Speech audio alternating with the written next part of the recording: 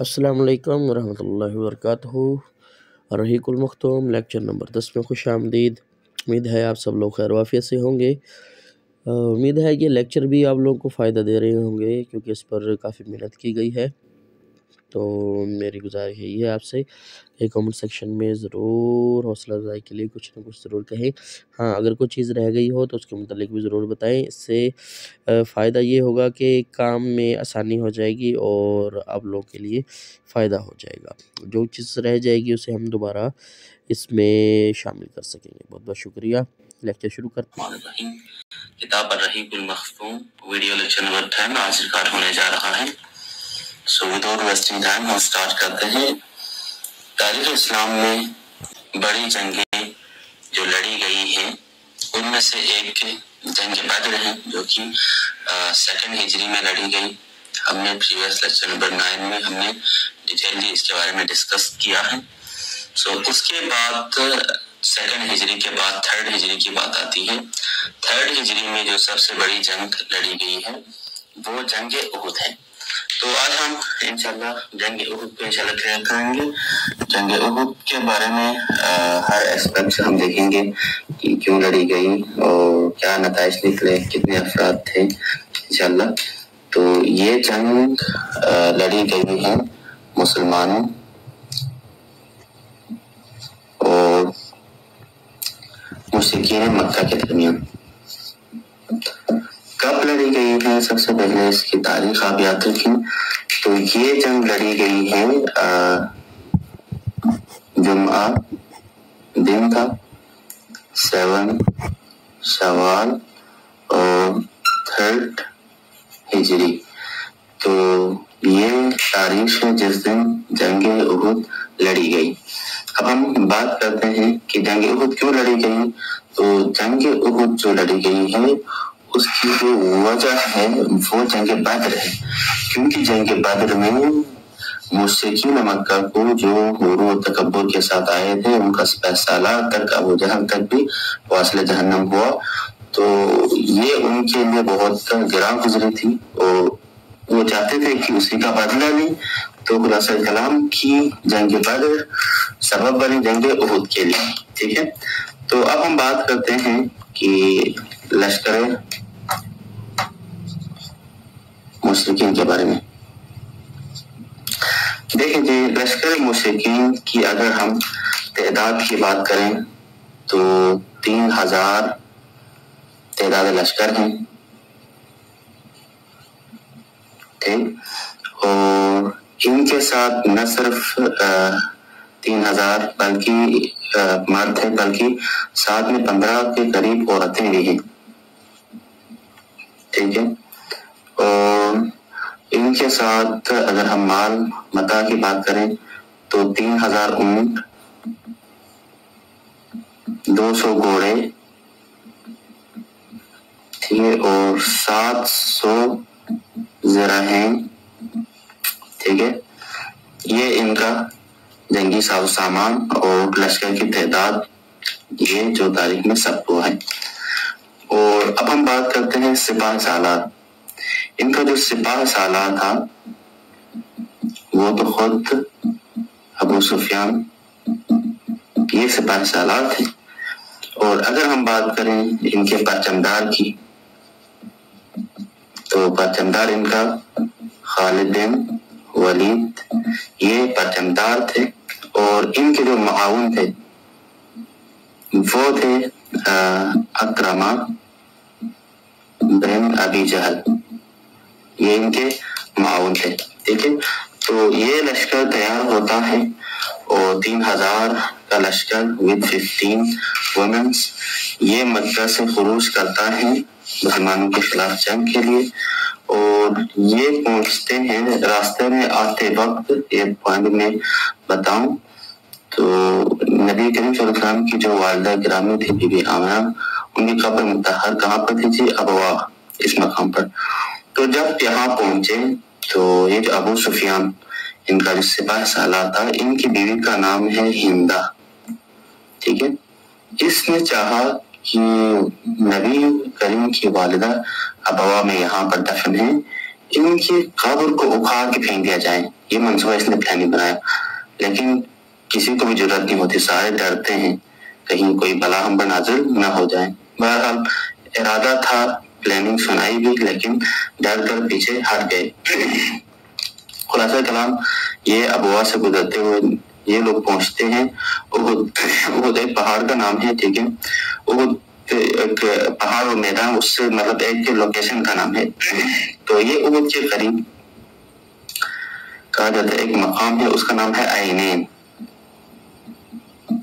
عینین نامی جگہ پر، مقام پر پہنچ کر یہ جو مکی جو لشکر ہے مشرکین کا، یہ اس جگہ پر پہنچ کر پڑاؤ ڈالتے ہیں، ٹھیک ہے۔ یہ ہو گیا مشرکین کے بارے میں۔ اب ہم بات کرتے ہیں ادھر مسلمانوں کے بارے میں، رسول اللہ کے بارے میں، کہ یہاں پر کیا پلاننگ ہے، ٹھیک ہے۔ تو جب پیغمبر خاتم مرتبت کو خبر ملی، کس نے خبر دی کہ بھئی یہاں سے یہ لوگ تو خود جو مکی لشکر تھا یہ مخفیانہ خود آ رہے تھے کہ غافل گیرانہ مسلمانوں پر حملہ کرے، لیکن حضرت عباس اس وقت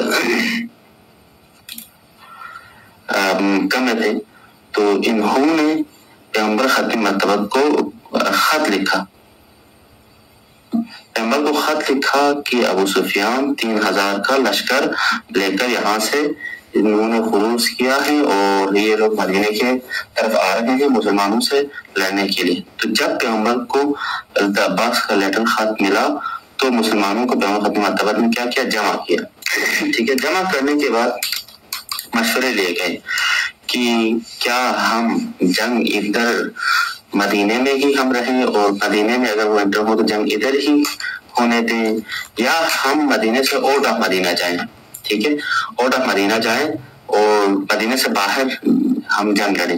تو جب مشورہ لیا گیا تو اکثر بعض نے کہا کہ ہم مدینے سے باہر نہ نکلیں، ہم مدینے میں ہی رہیں گے، ٹھیک ہے۔ وہ تو جرات نہیں کریں گے کہ وہ مدینے پہ حملہ کریں، اگر مدینے میں حملہ کریں تو ہم مدینے کے اندر رہ کر ان سے کیا کریں گے، مقابلہ کریں گے۔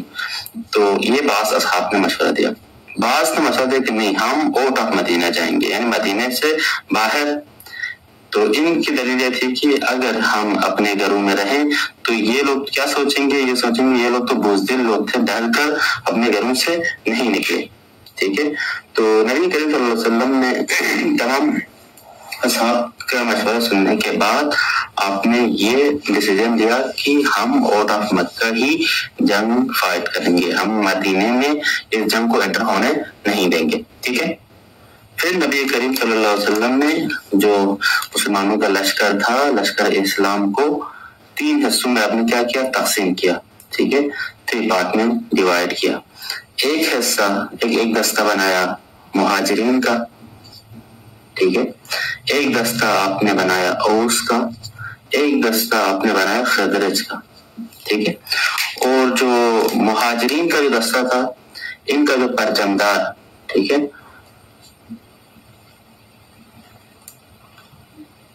مصعب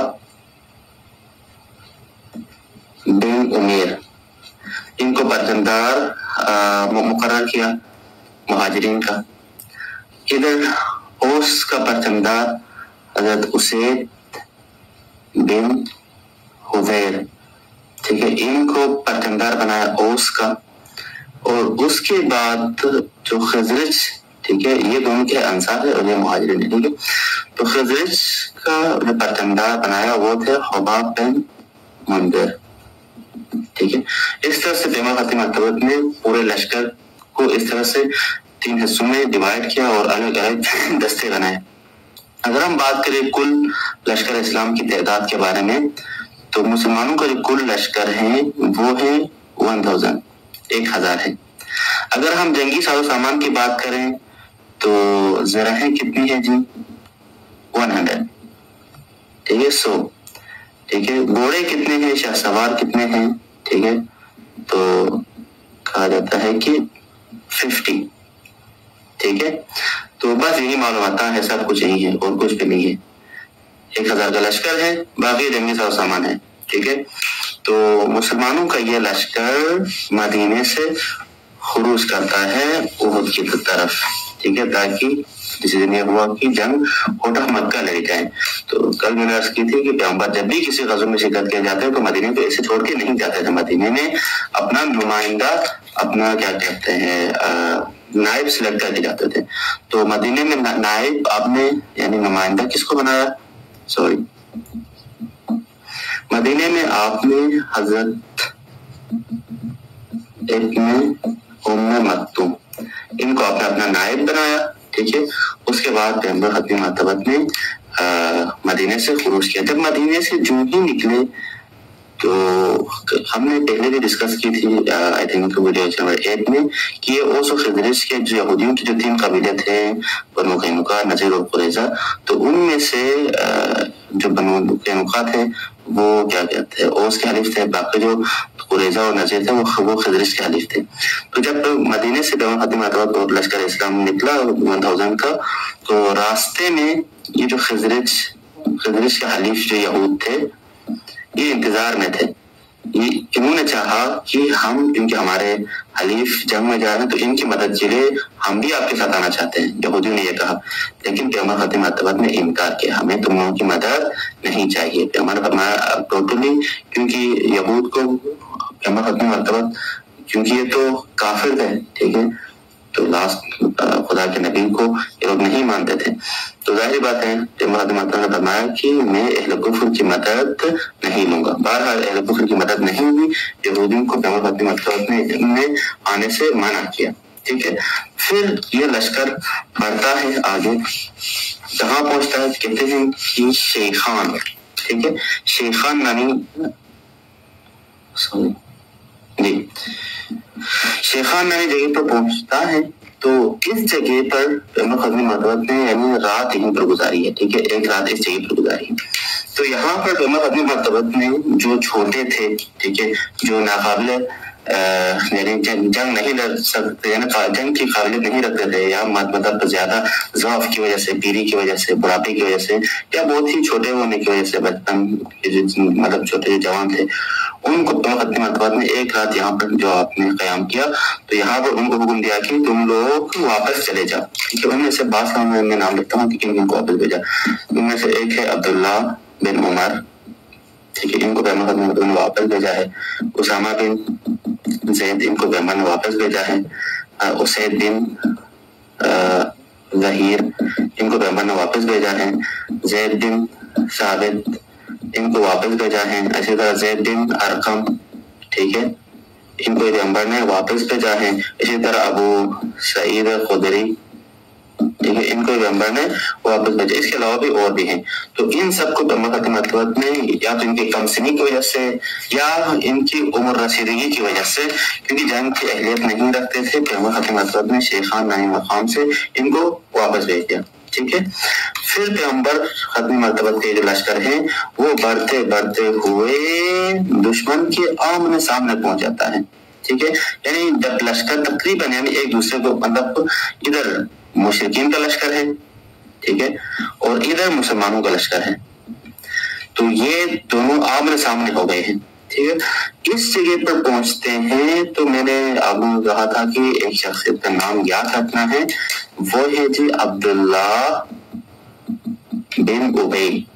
ٹھیک ہے. عبداللہ بن ابی، ان کو لقب کیا دیا تھا؟ رئیس المنافقین. ٹھیک ہے.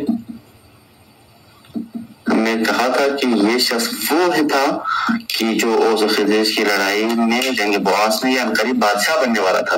پیغمبر آئے اوس و خزرج کی دشمنی کو مٹائے تو ان کو بھائی بنا دیا، تو اس کا تو کاروبار سارا ٹھپ ہوا تھا.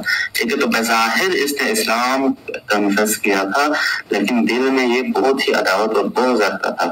ٹھیک ہے. اور یہ وہ انتقام لینا چاہتا تھا. تو یہ اس کا بدلہ آج جب مشرکین اور مسلمان آمنے سامنے ہوتے ہیں تو یہاں پہ یہ اپنا اصل چہرہ دکھاتا ہے. جب مسلمان اور مشرکین آپس میں آمنے سامنے ہو گئے تو اس نے یہاں پہ بغاوت کی. اور اس نے اپنے قوم کے 300 افراد کو مسلمانوں سے کیا کیا؟ جدا کیا. ٹھیک ہے. اس نے احتجاج کیا کہ دلیل کیا ہے؟ تم کیوں کہا کہ ہم کیوں ہم جائیں جا کر اپنے جانے ضائع کریں؟ محمد نے ہماری بات نہیں سنی ہے. تو بات نہیں سنی کیا تھی؟ تو اس کی دلیل یہ تھی کہ ہم نے پیغمبر کو مشورہ دیا تھا کہ آپ مدینہ نہ جائیں، مدینہ کے اندر ہی جنگ لڑیں گے، کیونکہ پیغمبر نے ہماری بات نہیں سنی، دوسروں کی بات ترجیح دی ہے، لہٰذا ہم کیوں اپنی جانوں کو گوائیں یہاں پر۔ یہ بات کہہ کر یہ 300 کا لشکر لے کر واپس مدینہ چلا جاتا ہے۔ اب لشکر اسلام کی تعداد کتنی رہ گئی؟ 700، کیونکہ پہلے 1000 تھے جب خروج ہوا۔ تو یہاں پہ ایک سوال ہے کہ بعض لوگ اس کو یعنی کہ یہ منافق نہیں تھا، کوئی اور وجوہات تھی، اس لیے ثابت کرتے ہیں۔ اصل حقیقت یہ ہے کہ دیکھیں، اگر اس کو اسی بات کی یعنی اس کے پاس وہ دلیل نہیں ہے کہ بھائی تم کیوں واپس جا رہے ہو، تو پیغمبر نے ہماری بات نہیں سنی۔ اگر بچے کی بات تو مدینے میں نہیں سنی نا، پھر تو مدینے سے یہاں تک کیوں آئے؟ پھر وہاں پر 3-4 جگہوں کو پیغمبر نے پڑاؤ ڈالا ہے، وہاں سے واپس کیوں نہیں گئے؟ جب یہود کو واپس کیا وہاں سے کیوں نہیں گئے؟ جب شیخان سے دوسرے جو ضعیف تھے ان کو واپس کیا اس وقت واپس کیوں نہیں گئے؟ جب وقت جب جنگ کا ماحول گرم ہونے والا ہے، آمنے سامنے دشمن کھڑا ہے، یہاں سے پیچھے ہٹ جاتا ہے۔ یہ اس کی پلاننگ یہ تھی کہ تاکہ یہاں اس موڑ پر پہنچ کے میں اگر واپس جاؤں تو دوسرے جو مسلمان ہیں ان کا حوصلہ پست ہو جائے گا، ٹھیک ہے، یہ اس کی پلاننگ تھی، اور اس میں یہ 300 افراد لے کے یہ واپس آیا، ٹھیک ہے۔ تو اب مسلمانوں کی بہرحال اس سے زیادہ میں توضیح نہیں دیتا، 700 مسلمانوں کی تعداد رہ جاتی ہے، ٹھیک ہے۔ اب ہم بات کرتے ہیں دفاعی منصوبے کی، کس طرح سے پیغمبر خاتم مرتبہ نے دفاعی منصوبہ اپنایا، اور ایسا زبردست 3000 کا لشکر کجا و 700 کا لشکر کجا، ٹھیک ہے۔ یہ مطلب 3 بندے ایک کو پکا کے کھا جائیں گے، اس حساب سے ان کے لشکر ہیں، ٹھیک ہے۔ لیکن قرآن کی آیت ہے کہ کم من فئۃ قلیلۃ غلبت فئۃ کثیرۃ، خدا سے کم ہی گروہ کو ہمیشہ زیادہ گروہ پر غالب کر دیتا ہے، لیکن شرط یہ ہے کہ آپ کو توکل باللہ ہو اور آپ کا ہم و غم سب کی دین اور خدا ہو، تو اس وقت ہے، ٹھیک ہے۔ تو یہی یہ نمونہ ہمیں یہ غزوہ احد میں ہمیں دکھائی دیتا ہے۔ تو پیغمبر خاتم مرتبہ کا جو دفاعی منصوبہ تھا، ٹھیک ہے،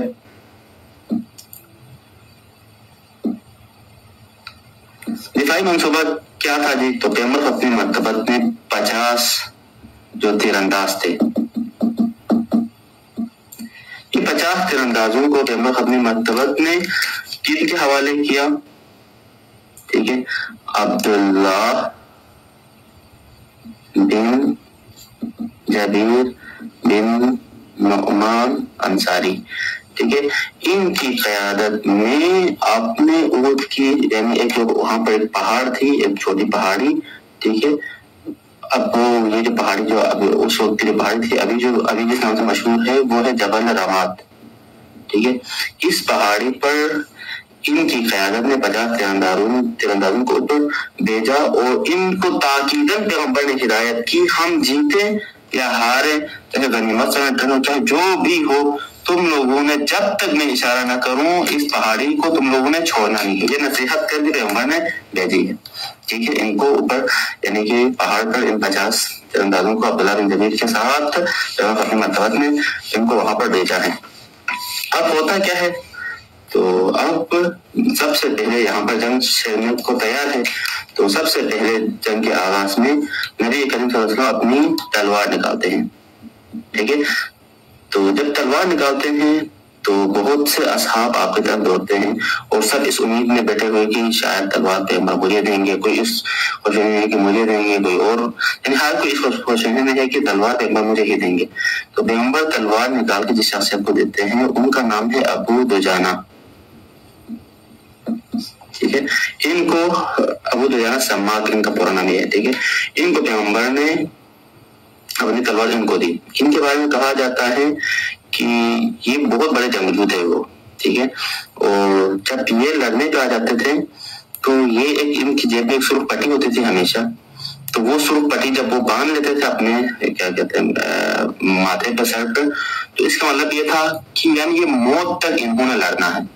تو یہ ہمیشہ یہی کرتے تھے کہ جب بھی کسی جگہ میں جاتے تھے تو سرخ پٹی باندھتے تھے، تو دوسرا سمجھ جاتا بھائی اب تو اس نے مرنے کا ارادہ ہی کر کیا ہے، یعنی یہ موت تک لڑے گا، یہ فرار ہونے والا نہیں ہے۔ تو پیغمبر نے کیا کہتے ہیں تلوار نکال کے ابو دجانہ کو دی۔ اب پیغمبر اپنی مرتبہ نے جو کیا کہتے ہیں مسلمانوں کی سر اس طرح سے کیا کہ میمنہ یعنی دائیں سائڈ پر کس کو سربراہی دی؟ منذر بن عمر، ٹھیک ہے. اور جو میسرا جو رائٹ کیا کہتے ہیں بائیں سائڈ پہ جس کو آپ نے بھیجا وہ تھے کہ زبیر بن عوام. ٹھیک ہے, ان کو بھیجا. اب اسی طرح ہم مشرکین کی بات کرتے ہیں کہ مشرکین کی یعنی کہ دائیں سائڈ بائیں سائڈ پہ کون کون ہیں, تو دیکھتے ہیں کہ ان کے مہمانہ پر کون ہے, خود خالد بن ولید ان کا پسندار. ٹھیک ہے, اور میسرہ پر کون ہے یعنی بائیں جانب کون ہے, تو اکرمہ بن ابی. ٹھیک ہے, اور مسلمانوں کے تیراندازوں کا سربراہ میں نے بتا دیا. ٹھیک ہے, عبداللہ بن جبیر تھے. ان کے تیراندازوں کا وہ کون تھا, تیراندازوں کا جو سربراہ تھا وہ تھے جی عبداللہ بن ربیعہ. ٹھیک ہے, اور باقی جو ان کی جو پیدل فوج تھی, ٹھیک ہے, پیدل فوج کا جو لشکر سربراہ تھا وہ تھا صفوان بن امیہ. ٹھیک ہے, اور ادھر بات کریں مشرکین عورتوں کی تو ابو سفیان عورتوں کی جو سربراہ تھی وہ ابو سفیان کی خود بیوی ہندہ تھی, ہندہ بن عتبہ ان کا پورا نام ہے. تو یہ عورتوں کے ساتھ یہ کیا کرتی تھی, دف وہ جو بجاتے ہیں جنگوں میں وہ پیٹتی تھی اور اشعار پڑھتی تھی, اور مردوں کے درمیان بیچ میں جا کر ان کو مطلب تو جوش دلاتی تھی, بھائی تم ہمارے وہ مرد ہو, تم فلاں جنگ جو آج نہیں ہٹنا فلاں فستان. یہ عورت جا کر یہ کام کرتی تھی. اس کے بعد سب اب جنگ چھڑ جاتی ہے.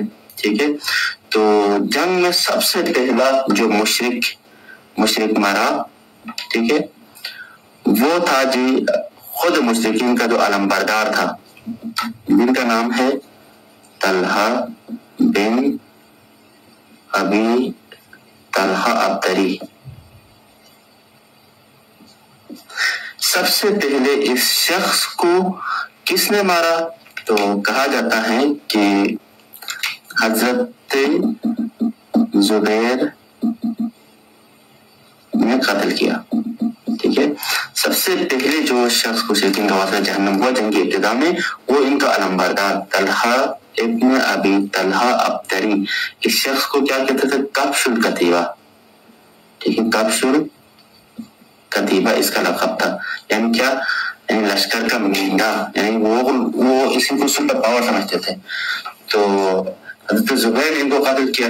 جب زبیر نے ان کو قتل کیا تو پیغمبر ختم مطلب کے چہرے پر ایک مسکراہٹ سی چھائی, اور پیغمبر نے فرمایا زبیر کی تعریف کرتے ہوئے کہ ہر نبی کا ایک حواری ہوتا ہے اور میرا حواری زبیر ہے.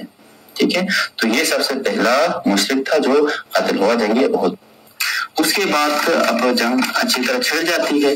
کہا جاتا ہے کہ قبیلہ بنو عبدالدار, ٹھیک ہے, ان کے 10 افراد آتے ہیں, ایک کے بعد دیگر جھنڈا اٹھاتا ہے, وہ ختم ہو جاتا ہے, دوسرا آ جاتا ہے, وہ ختم ہو جاتا ہے, تیسرا آتا ہے, وہ ختم ہو جاتا ہے. پھر آخر میں انہی کا ایک حبشی غلام, اس کا نام ہے ثواب. ٹھیک ہے, تو یہ اگر پتھر اٹھا لیتا ہے بآخر یہ بھی جہنم ہو جاتا ہے اور مشرکین کا جھنڈا زمین پر گر جاتا ہے. ٹھیک ہے, یہاں سے بظاہری ان کو ٹوٹلی شکست ہو جاتی ہے, مسلمان جنگ میں جیت چکے ہیں. ٹھیک ہے, اب اس کے بعد کیا ہوتا ہے, جب یہ لوگ فرار اختیار کرتے ہیں تو مسلمان نیچے مال غنیمت کی جمعواری میں لگ جاتے ہیں, اور وہ جو پیغمبر ختم مرتبہ میں جو 50 تیراندازوں کو جبل رمات پر بھیجا تھا, جب وہ دیکھتے ہیں بھائی مسلمان تو جیت گئے ہیں, ہم یہاں بیٹھ کے کیا کریں, ہمارا غنیمت تو سارے دوسرے جمع کر رہے ہیں, ان کے دل میں حب دنیا آ جاتی ہے. یہ پیغمبر کی تاکید کی بھی بات کو توڑ دیتے ہیں, یہ نیچے آ جاتے ہیں. جب نیچے آ جاتے ہیں تو پیچھے سے مشرکین دیکھتے ہیں, دیکھنے کے بعد وہ دیکھتے گئے اب مسلمان پیچھے چھوڑ کیا کہتے ہیں جبل رمات کو چھوڑ کے چلے گئے ہیں, ہم اس پہاڑ کے دامن سے واپس گرانا ان پر کیا کریں گے, حملہ کریں گے. اب حملہ ہوا تو ظاہری بات ہے اب مسلمانوں کو یہاں پر جو جیتی ہوئی جنگ تھی وہ شکست میں تبدیل ہو گئی. اب ان کے کچھ ایک دو پوائنٹ میں نوٹ کرتا ہوں. سب سے پہلے دیکھیں حضرت حمزہ, ٹھیک ہے, آپ کے چچا اس جنگ میں شہید ہوئے. ٹھیک ہے, ان کو کس نے شہید کیا, یاد ہے کہ ان کا جو قاتل تھا اس کا نام تھا وحشی. ٹھیک ہے, وحشی بن حرب. یہ کون تھا, یہ جبیر जबीर का है या जुबैर का है, तुम अपना दे जबीर बिन मुतअम, ठीक है, इसका गुलाम था ये वहशी बिन हर्ब, ठीक है। क्योंकि देखें ये जो जबीर बिन मुतअम था, इनके जो चचा थे वो जंग बद्र में वापस जहन्नम हुए थे। तो इसने इस अपने गुलाम को कहा वहशी को कि ए वहशी, अगर तुम जाके मोहम्मद के चचा को मारोगे, क्योंकि मोहम्मद ने जंग बद्र में मेरे चचा को मारा है, अगर तुम जाके मोहम्मद के चचा को कत्ल करोगे तो मैं तुम्हें जिंदगी भर के लिए क्या कर दूंगा, आजाद कर दूंगा। तो ये इसी लालच में आया और इसके हाथ से हजरत हमजा के चचा शहीद हुए। ये एक पॉइंट। दूसरी पॉइंट एक और अजीब वाक़या वो हजरत हंजला का है, ठीक है। हजरत हंजला, इनका लक़ब याद रखें, ये पूछा जाता है कि इनका लक़ब है गसीलुल मलाइका, इनको लक़ब दिया गया है गसीलुल मलाइका। क्योंकि वजह ये थी कि इनकी नई शादी हुई थी, ठीक है। जो अभी बीवी के साथ हम बिस्तर से जंग का सुनते हैं तो गुस्ल भी किए बगैर मैदान जंग में आते हैं, ठीक है, और ये जबरदस्त जंग लड़ते हैं। उसके बाद इनको जिसने कत्ल किया वो थे शद्दाद बिन औस, ठीक है। ये क्योंकि हज़रत हंज़ला जंग लड़ते हुए ये कहाँ पहुंचे थे, अबू सुफियान के पास ही पहुंचने वाले थे, यानी हज़रत हंज़ला अबू सुफियान को कत्ल करने वाले थे। उतने में इस क्या कहते हैं मुशरिक ने देखा और इसने हज़रत हंज़ला को कत्ल किया, ठीक है। बाद में जब हज़रत हंज़ला की बॉडी वहां में पड़ी होती है, जब मुसलमान लाए जाते हैं तो ऐसा लगता है कि हंज़ला की बॉडी को बताया था जिसने गुस्ल दिया। पैगंबर ने फरमाया कि हंज़ला को मलाइका ने गुस्ल दिया, क्योंकि हंज़ला शादी हुई थी उसकी, वो बीवी का हमबिस्तर थे, पैगंबर पर जान फिदा करने के लिए वो गुस्ल करने तक की मुद्दत को भी उन्होंने फासला समझा और वो आए पैगंबर पर लब्बैक कहते हुए, तो उनकी इसी फिदाकारी पर फरिश्तों ने इसे गुस्ल दिया है, तो इनको रसूलुल मलाइका लक़ब दिया गया, ठीक है। अच्छा जी, तो ये बात भी याद रखें कि वो जो 50 तीरंदाज थे जिनको पैगंबर ने जबल धमाका भेजा था, वो सब के सब छोड़ के नहीं आए थे, हाँ 50 थे, ठीक है। उनमें से 40 आए थे, 10 थे, ठीक है, जिनके जिम्मेदारी पैगंबर ने सौंपी थी अब्दुल्लाह बिन ज़बीर, तो उनके साथ 10 इन्होंने आवाज दी, पुकारा मत जाओ, पैगंबर ने मना किया है, लेकिन ये छोड़ के आगे बिलाखिर जो जीती हुई जंग थी वो किसमें तब्दील हो गई, शिकस्त में तब्दील हुई। क्या हुआ कि क्योंकि देखिए ये क्या कहता हजरत मसअब बिन उमैर, ठीक है, कौन थे इस जंग में मुसलमानों के अलमबरदार थे, ठीक है। तो इनके दोनों बाजू शहीद कर दिए गए, ठीक है। तो इन्होंने अपने अलम को, परचम को मतलब घुटने टेक कर अपने सीने से लगाकर इस हालत में संभाला और इसी हालत में हज़रत मसअब बिन उमैर की क्या होती है, शहादत होती है, ठीक है। इनके कातिल का नाम याद था कि इनके कातिल का नाम है इब्न कुम्मा, ठीक है। जब मसअब बिन उमैर की शहादत हुई तो हज़रत मसअब बिन उमैर और पैगंबर खत्म मरतबत की शक्ल थी, शक्ल सूरत आपस में मिलती जुलती थी। तो एक मुशरिक ने ये प्रोपेगेंडा फैलाया कि भाई मैंने किसको कत्ल कर दिया है, मोहम्मद को कत्ल कर दिया है। तो जब ये शुरू हुआ तो मुसलमानों के अंदर तो वास्तव में भी ईमान ही पक्का नहीं था मुसलमानों का अक्सर का। तो जब ये सुना तो भाई जब मोहम्मद कत्ल हो गए तो फिर हम जंग लड़के क्या करें, यानी इतनी सोच भी अभी तक इतना ईमान नहीं था कि ये जंग हम मोहम्मद के लिए नहीं लड़ रहे हैं, खुदा के लिए लड़ रहे हैं। यदि मोहम्मद ना हो तो आपने खुदा के लिए कुछ नहीं करना है। तो बहरहाल की अक्सर भाग गए, लेकिन उतने में पैगंबर खत्म मरतबत क्या कहते हैं सफेद चीरते हुए मुशरिकीन के नरगे से बाहर आते हैं, ठीक है। बाहर आते हैं तो उतने में किसी ने आपको देखा, जिस शख्सियत ने सबसे पहले आपको देखा, ये क्वेश्चन पूछा जाता है कि पैगंबर खत्म मरतबत का जो प्रोपेगेंडा फैलाया कि पैगंबर शहीद हुए उसके बाद से किसने देखा सबसे पहले, तो कहा जाता है हज़रत काब बिन मालिक, ठीक है। इन्होंने देखा तो इन्होंने खुशी से चीखें मारी कि मुसलमानों खुश हो जाओ कि मोहम्मद यहाँ पर क्या है, जिंदा है। इनकी इस आवाज पर कहा जाता है कि 30 सहाबा फौरी जमा हुए पैगंबर खत्म मरतबत के इर्द गिर्द और पैगंबर खत्म मरतबत को प्रोटेक्शन के साथ पैगंबर तक पहुंचा दिया, ठीक है। देखें यहाँ पर एक और बात बताऊं कि पैगंबर खत्म मरतबत مکہ اسی جب دشمن کے نرغن کے اندر تھے تو اس وقت عتبہ بن ابی وقاص، ٹھیک ہے، انہوں نے پیغمبر ختم مرتبہ پر پتھر مارا اور پیغمبر ختم مرتبہ کا دھان کیا ہوا؟ شہید ہوا۔ یہ کوشچن پوچھا جاتا ہے کہ پیغمبر ختم مرتبہ کا دھان ہوا کس غزوے میں شہید ہوا؟ وہ جنگ احد ہے، کس نے؟ عتبہ بن ابی وقاص نے، ٹھیک ہے۔ لیکن پھر بھی پیغمبر ختم مرتبہ اسی حالت میں جب آپ کا دھان شہید ہوا اس وقت پیغمبر ختم مرتبہ نے بددعا نہیں کی، شروع فرمایا اللہم اغفر لقومی فانہم لا یعلمون، پروردگار میری قوم کو بخش دے، یہ لوگ نہیں جانتے ہیں، یہ آپ کے نبی کے مرتبے کو نہیں جانتے ہیں، ٹھیک ہے۔ پھر بھی دعا ہی کی پیغمبر، کیونکہ آپ تو رحمت للعالمین تھے، رحمت بن کر آئے تھے، تو آپ نے کیا کیا؟ دعا کی، ٹھیک ہے۔ خلاصہ کلام کہ مسلمان جیتی ہوئی جنگ ہار گئے، ٹھیک ہے۔ اس کے بعد کیا ہوتا ہے؟ اب شہداء کا مسئلہ، ٹھیک ہے، شہداء کو روندا جاتا ہے، سب شہداء کی لاشوں کی پائمالی بے حرمتی کی جاتی ہے۔ یہ ابو سفیان کی جو بیوی تھی جن کا نام ہندہ بن عتبہ تھا، انہوں نے حضرت حمزہ کا کلیجہ نکالا، چاک کیا اور منہ میں ڈال کے چبایا، یعنی اتنا ان کو غصہ تھا، ٹھیک ہے۔ اور اس کے بعد ایک اور پوائنٹ اس بات کیا کہتے ہیں اس غزوے سے ریلیٹڈ بتاؤں، ایک شخصیت ہے جن کا نام ہے اسیرم، ٹھیک ہے، اور ایک اور شخصیت ہے جن کا نام ہے قزمان، یہ ایک اہم پوائنٹ ہے جو میں نے نوٹ کیا ہے۔ دیکھیں یہ وہ شخص ہیں کہ جنہوں نے نہ ایک نماز پڑھی نہ ہی کوئی روزہ رکھا، اصلاً انہوں نے کوئی بھی دینی احکام فالو نہیں کیے، ٹھیک ہے، لیکن اسی جنگ کے وقت یہ فوری اسی جنگ سے کچھ دیر پہلے مسلمان ہوتے ہیں اور اس جنگ میں کیا ہو جاتے ہیں؟ شہید ہو جاتے ہیں۔ تو پیغمبر ختم مرتبہ اسے کیا دیتے ہیں؟ جنت کی کیا دیتے ہیں؟ بشارت دیتے ہیں، اسیرم جنتی ہے، ٹھیک ہے۔ تو یہ کوشچن پوچھا جاتا ہے کہ وہ صحابی کون تھے، وہ شخصیت کون ہے کہ جس نے اپنی پوری زندگی میں ایک نماز تک دینی کی ایک بھی احکام انجام نہیں دیا لیکن اسے جنت کی بشارت دی گئی، وہ کون تھے؟ تو وہ اسیرم تھے۔ لیکن اس کے برعکس ایک ایسے شخص یہ شہید ہو جنگ احد میں، ٹھیک ہے، اور یہ بھی شہید ہوئے ہیں، قزمان بھی، لیکن ان کو پیغمبر نے فرمایا کہ یہ جہنمی ہے، ان کو کہا کہ جنتی ہے، ٹھیک ہے، قزمان کہا کہ یہ جہنمی ہے، اب یہ بھی پیغمبر کی خاطر لڑے، وہاں پر کیا کرتے ہیں احد میں مسلمانوں کی سائڈ سے لڑے اور شہید وہاں پر کیا ہو؟ شہید ہوئے۔ تو پیغمبر نے فرمایا کہ یہ جہنمی ہے، کیوں؟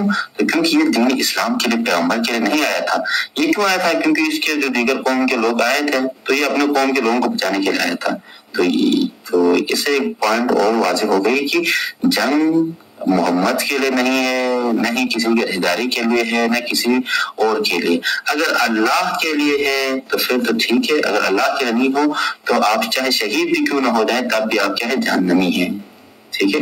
اچھا جی، اس سے ایک بہت بڑا پیغام ملتا ہے کہ آج کل جو بھی ہم کام کرتے سارا دکھاوا ہوتا ہے ہمارا کسی کو دکھانے کے لیے، تو کیونکہ اس سے ظاہر ہے کہ ہم اللہ کے لیے نہیں کرتے ہیں، تو یہ دکھاؤ کہ جتنے بھی ہے وہ سب اسی کے زمرے میں ہی آتا ہے، کوئی فائدہ نہیں ہے۔ ہاں اگر آپ اللہ کے لیے کچھ کرتے ہیں تو پھر اسیرم جیسے کی بھی آپ سیرت دیکھیں کہ ایک بھی نماز کچھ بھی نہیں پڑھی لیکن آخر میں بندے نے کیا کہ اپنی زندگی پر پشیمانی اور فوری اسلام قبول کر کے راہ اسلام میں دین کے لیے جان دے دی، خدا نے ان کو جنتی قرار دیا، ٹھیک ہے۔ اب ہم بات کرتے ہیں تعداد شہداء پر، ٹھیک ہے۔ اچھا جی، تعداد شہداء مسلمانوں کے کتنے شہید ہوئے؟ 70۔ کل ہم نے ڈسکس کی تھی ویڈیو نمبر 9 میں، جنگ بدر میں مسلمانوں نے مشرکین کو کتنے مشرکین کو مارا تھا؟ 70۔ آج مشرکین نے 70 مسلمانوں کو کیا کر دیا؟ قتل کر دیا، انہوں نے باطلہ لے لیا، ٹھیک ہے۔ ان 70 میں سے بھی 65 کون تھے؟ انصار تھے، ٹھیک ہے، اور تقریباً 4 کون تھے؟ مہاجر تھے، ٹھیک ہے۔ یہ کتنے ہو گئے؟ 69 ہو گئے، اور ایک یہودی بھی قتل ہوا، ٹھیک ہے، مسلمانوں کی سائڈ سے ایک یہودی بھی، تو کتنے ہو گئے؟ 70۔ اور انصار کے اندر بھی اگر آپ دقت کریں تو 41 خزرج کے شہید ہوئے ہیں، اور میرے خیال میں 24 یہ اوس کے، ٹھیک ہے۔ تو یہ مسلمانوں کے شہداء کی تعداد ہے۔ اب اس طرف سے ہم بات کرتے ہیں تعداد مشرکین، ٹھیک ہے۔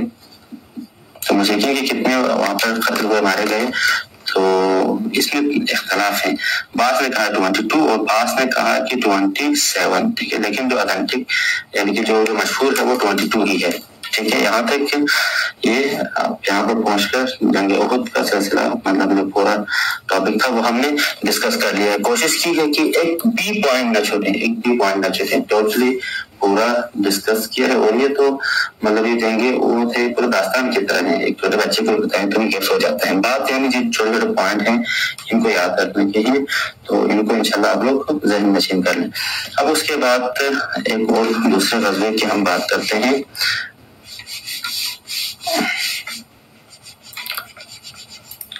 وہ غزوہ ہے غزوہ حمراء الاسد. ٹھیک ہے, یہ جنگ کب ہوتی ہے؟ اس جنگ کی تاریخ یاد رکھیں, شنبے اور شوال 3 ہجری میں ہی. ٹھیک ہے, تو اس دن پیغمبر خاتم حضرت اعلان کرتے ہیں کہ جو جنگ احد میں شریک تھے ان میں سے جو میرے ساتھ جنگ یعنی اس جنگ کے لیے حمراء الاسد کے لیے جانا چاہتے ہیں وہ تیار ہو جائیں. ٹھیک ہے, پیغمبر نے یہ قید لگائی, جو جنگ احد میں شریک تھے وہ ان میں سے کوئی آنا چاہتا تو آ سکتے, باقی کوئی نہیں آ سکتا. تو وجہ کیا تھی؟ یہ جو کیا کہتے ہیں حمراء الاسد ہے یہ مدینے سے 8 میل دور ہے. ٹھیک ہے, تو پیغمبر خاتم مرتبت کو کیونکہ یہ اندیشہ تھا کہ مشرکین مدینے کی طرف پلٹ کے آئیں گے. آگے جنگ احد میں مسلمان ہارے ہیں, یہ لوگ واپس گئے ہیں, لیکن پیغمبر کو خدشہ تھا کہ یہ لوگ پلٹ کے آئیں گے. اور یہ برحق واقع سچا ثابت ہوا کہ واقعی ان کا ارادہ بھی ایسا ہی تھا. ٹھیک ہے, تو ایک شخصیت ہے, ان کا نام ہے معاذ بن خزائی. دیکھیے یہ وہ شخصیت ہے کہ جو مطلب ابھی یعنی یہ مسلمان ہوتے ہیں. ٹھیک ہے, تو پیغمبر خاتم مرتبت نے ان کو روانہ کیا. ٹھیک ہے, مطلب انہوں نے ابھی یہ مکہ سے بھی آئے تھے, مسلمانوں سے پیغمبر سے ملاقات ہوتی ہے, یہ مسلمان ہوتے ہیں. تو پیغمبر خاتم مرتبت نے ان کو بھیجا کہ جاؤ تم جا کے ابو سفیان کی کیا کرو, حوصلہ شکنی کرو. ٹھیک ہے, تو جب بھی ابو سفیان کے پاس پہنچا تو اس نے کہا ابو سفیان کو کہ محمد تمہارے خلاف بہت بڑا لشکر لے کے آ رہا ہے. ٹھیک ہے, تو اس پر جو سفیانی لشکر تھا, ٹھیک ہے, ان کا ارادہ تھا کہ حمراء الاسد پر یہاں پر آ کے واپس آئیں. پیغمبر یہاں تک گئے ہیں حمراء الاسد پر, وہاں جا کے پیغمبر نے یہاں پر خیمہ زن ہوئے اور یہاں پر پڑاؤ ڈالا اور وہاں سے اس شخصیت کو بھیجا ابو سفیان کے پاس. تو یہ ابو سفیان کے پاس جا کر ابو سفیان کو حوصلہ کرتا ہے. ابو سفیان کا ارادہ تھا کہ وہاں سے لشکر کو دوبارہ لے آ کر کیا کریں, مسلمان ویسے بھی شکست خوردہ ہو گئے ہیں, تو اکثر لوگ پیغمبر کو ملامت کر رہے ہیں کہ ہم نے کہا تھا کہ مدینے میں ہی جنگ ہونے دیں, ہمیں پتا تھا کہ ہم ہار جائیں گے. اور رئیس المنافقین کو تو وہ جو عبداللہ بن ابی تھے ان کے کبھی بہترین پوائنٹس تھے کہ اور بھی زیادہ اختلاف لانے کے لیے. تو پیغمبر کو یہ خدشہ تھا کہ یہ آئیں گے, تو آپ وہاں پر گئے اور یہ شخص جا کر اس وجہ شکن کرتا ہے. تو جب یہ ان کو سناتا ہے ابو سفیان کو کہ محمد تمہارے خلاف بہت بڑا لشکر لے کے آ رہا ہے, تو ابو سفیان پھر جرأت نہیں کرتا, وہیں سے واپس مکے کا رخ کر لیتا ہے, واپس چلے جاتے ہیں. تو پیغمبر خاتم مرتبت یہاں پر حمراء الاسد میں پہنچ کر 3 دن یہاں پر مقیم رہے. اس کے بعد آپ مدینہ واپس تشریف لائے. ٹھیک ہے, اچھا جی, تو یہ ہو گیا حمراء الاسد کے بارے میں. اب ہم بات کرتے ہیں احد کے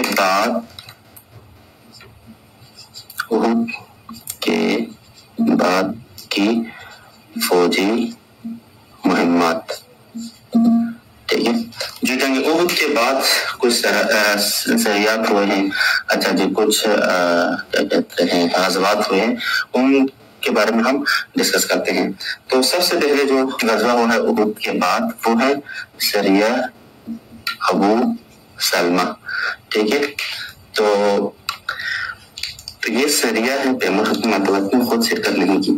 ہوا کیا اس میں, تو دیکھیں جنگ احد کے بعد مسلمانوں کے خلاف سب سے پہلے میں لکھتا ہوں بنو اسد بن خزیمہ. ٹھیک ہے, بنو اسد بن خزیمہ کا ایک قبیلہ اٹھا. ٹھیک ہے, اور جن میں کیا کہا جاتا ہے کہ خویلد کے 2 بیٹے طلحہ اور سلمہ, یہ 2 اس قوم سے اٹھ کر انہوں نے رسول صلی اللہ علیہ وسلم پر حملہ کرنے کی دعوت دی لوگوں کو. ٹھیک ہے, اور یہ لوگوں کو جمع کرنے لگے کہ ہم جا کے کیا کرتے ہیں, پیغمبر کیا کرتے ہیں, حملہ کر دیتے ہیں.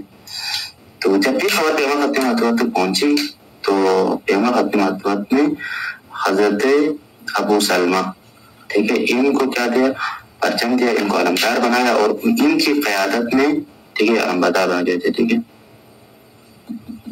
اور ان کی قیادت میں 150 اصحاب کو روانہ کیا، ٹھیک ہے، تو یہ گئے، ٹھیک ہے، یہ جا کر کہا جاتا ہے کہ بنو اسد پر انہوں نے حملہ کیا، ٹھیک ہے، ان پر حملہ کیا، تو یہ باغ ادھر ادھر بکھر گئے، ٹھیک ہے، خلاصہ کلام کہ یہ ہاتھوں نہیں چڑھے مسلمانوں کی، تو مسلمانوں نے ان کے اونٹ بکریوں پر قبضہ کیا، ان کا مال و متاع لے کر واپس مدینہ آئے، اور یہ واقعہ ہے جی یہ پیش آیا ہے اول محرم کو، ٹھیک ہے، اول محرم کو پیش آیا، اور واپسی پر حضرت ابو سلمہ، ٹھیک ہے، جن پر احد میں زخم لگا تھا، تو وہ زخم کے تاب نہ لاتے ہوئے، یعنی یہ خود علمبردار، یہ راستے میں واپس آتے ہوئے کیا ہو گئے، انہیں احد کے زخموں کی وجہ سے انہیں کو برداشت نہیں کر سکے اور یہ کیا ہو گئے، شہید ہوئے، ٹھیک ہے۔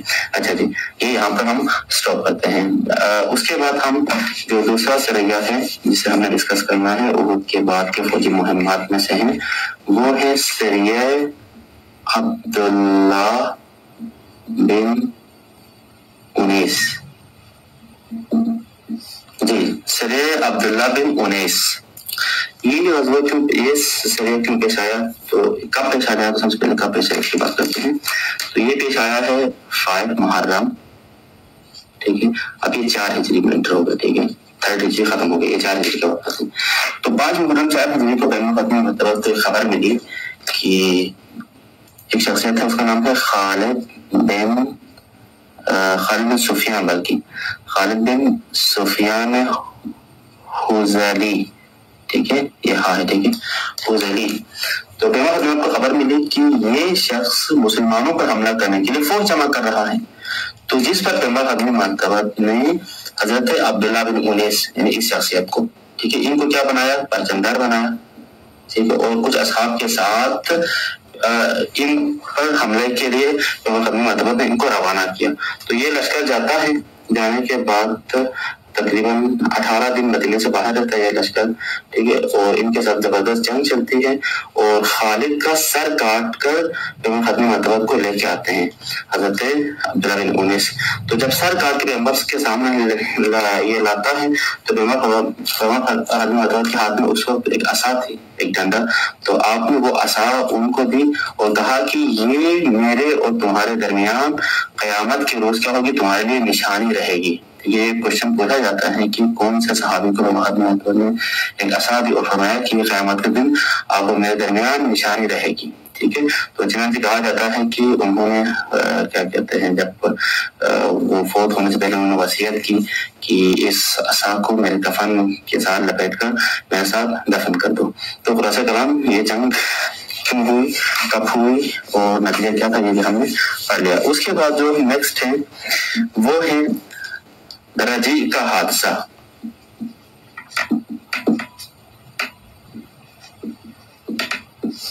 جی، رجیع کا حادثہ یہ کیوں پیش آیا، تو کہا جاتا ہے کہ یہ کہتے ہیں کہ 4 ہجری میں 4 ہجری ہے، یعنی ماہ سفر 4 ہجری کو کہا جاتا ہے کہ 2 علاقے ہیں، ایک کا نام ہے عزل، ایک کا نام ہے قارہ، ٹھیک ہے، عزل اور قارہ کے لوگ ماہ سفر 4 ہجری کو پیغمبر ختم مرتبہ کے پاس آتے ہیں، ٹھیک ہے، اور آنے کے بعد یہ کہتے ہیں کہ ہم نے اسلام کا بہت بڑا چرچا ہے، ہمیں کوئی دین سکھانے والا نہیں ہے، ہمارے پاس کوئی بھی نہیں ہے، تو پیغمبر ختم مرتبہ نے انہوں نے کہا کہ وہاں کے لوگ بڑے بے چین ہے دین اسلام سیکھنے کے لیے، آپ کوئی نمائندے بھیجتے ہیں ہمارے ساتھ، تو پیغمبر ختم مرتبہ نے ان کی فرمائش پر جو 4 ہجری ماہ سفر میں آئے تھے پیغمبر کے پاس، تو پیغمبر ختم مرتبہ نے ان کی فرمائش پر حضرت خبیب اور حضرت عاصم ان دونوں کے ساتھ 6 بات کہا کہ 10 صحابہ کو ان کے ساتھ کیا روانہ کیا تاکہ عزل و قارہ میں جائیں اور جا کر کیا کریں، ان کو دین اسلام اور تبلیغ کریں ان کے لیے، ٹھیک ہے۔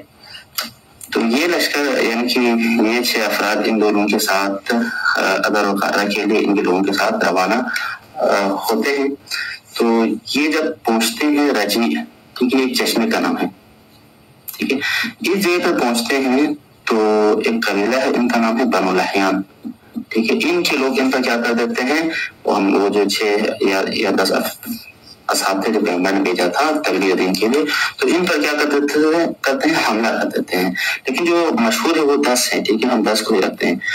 تو کیونکہ بعد میں جو تعداد بتائی گئی ہے شہداء کی، اس سے واضح ہوتا ہے کہ 10 تھے، ٹھیک ہے.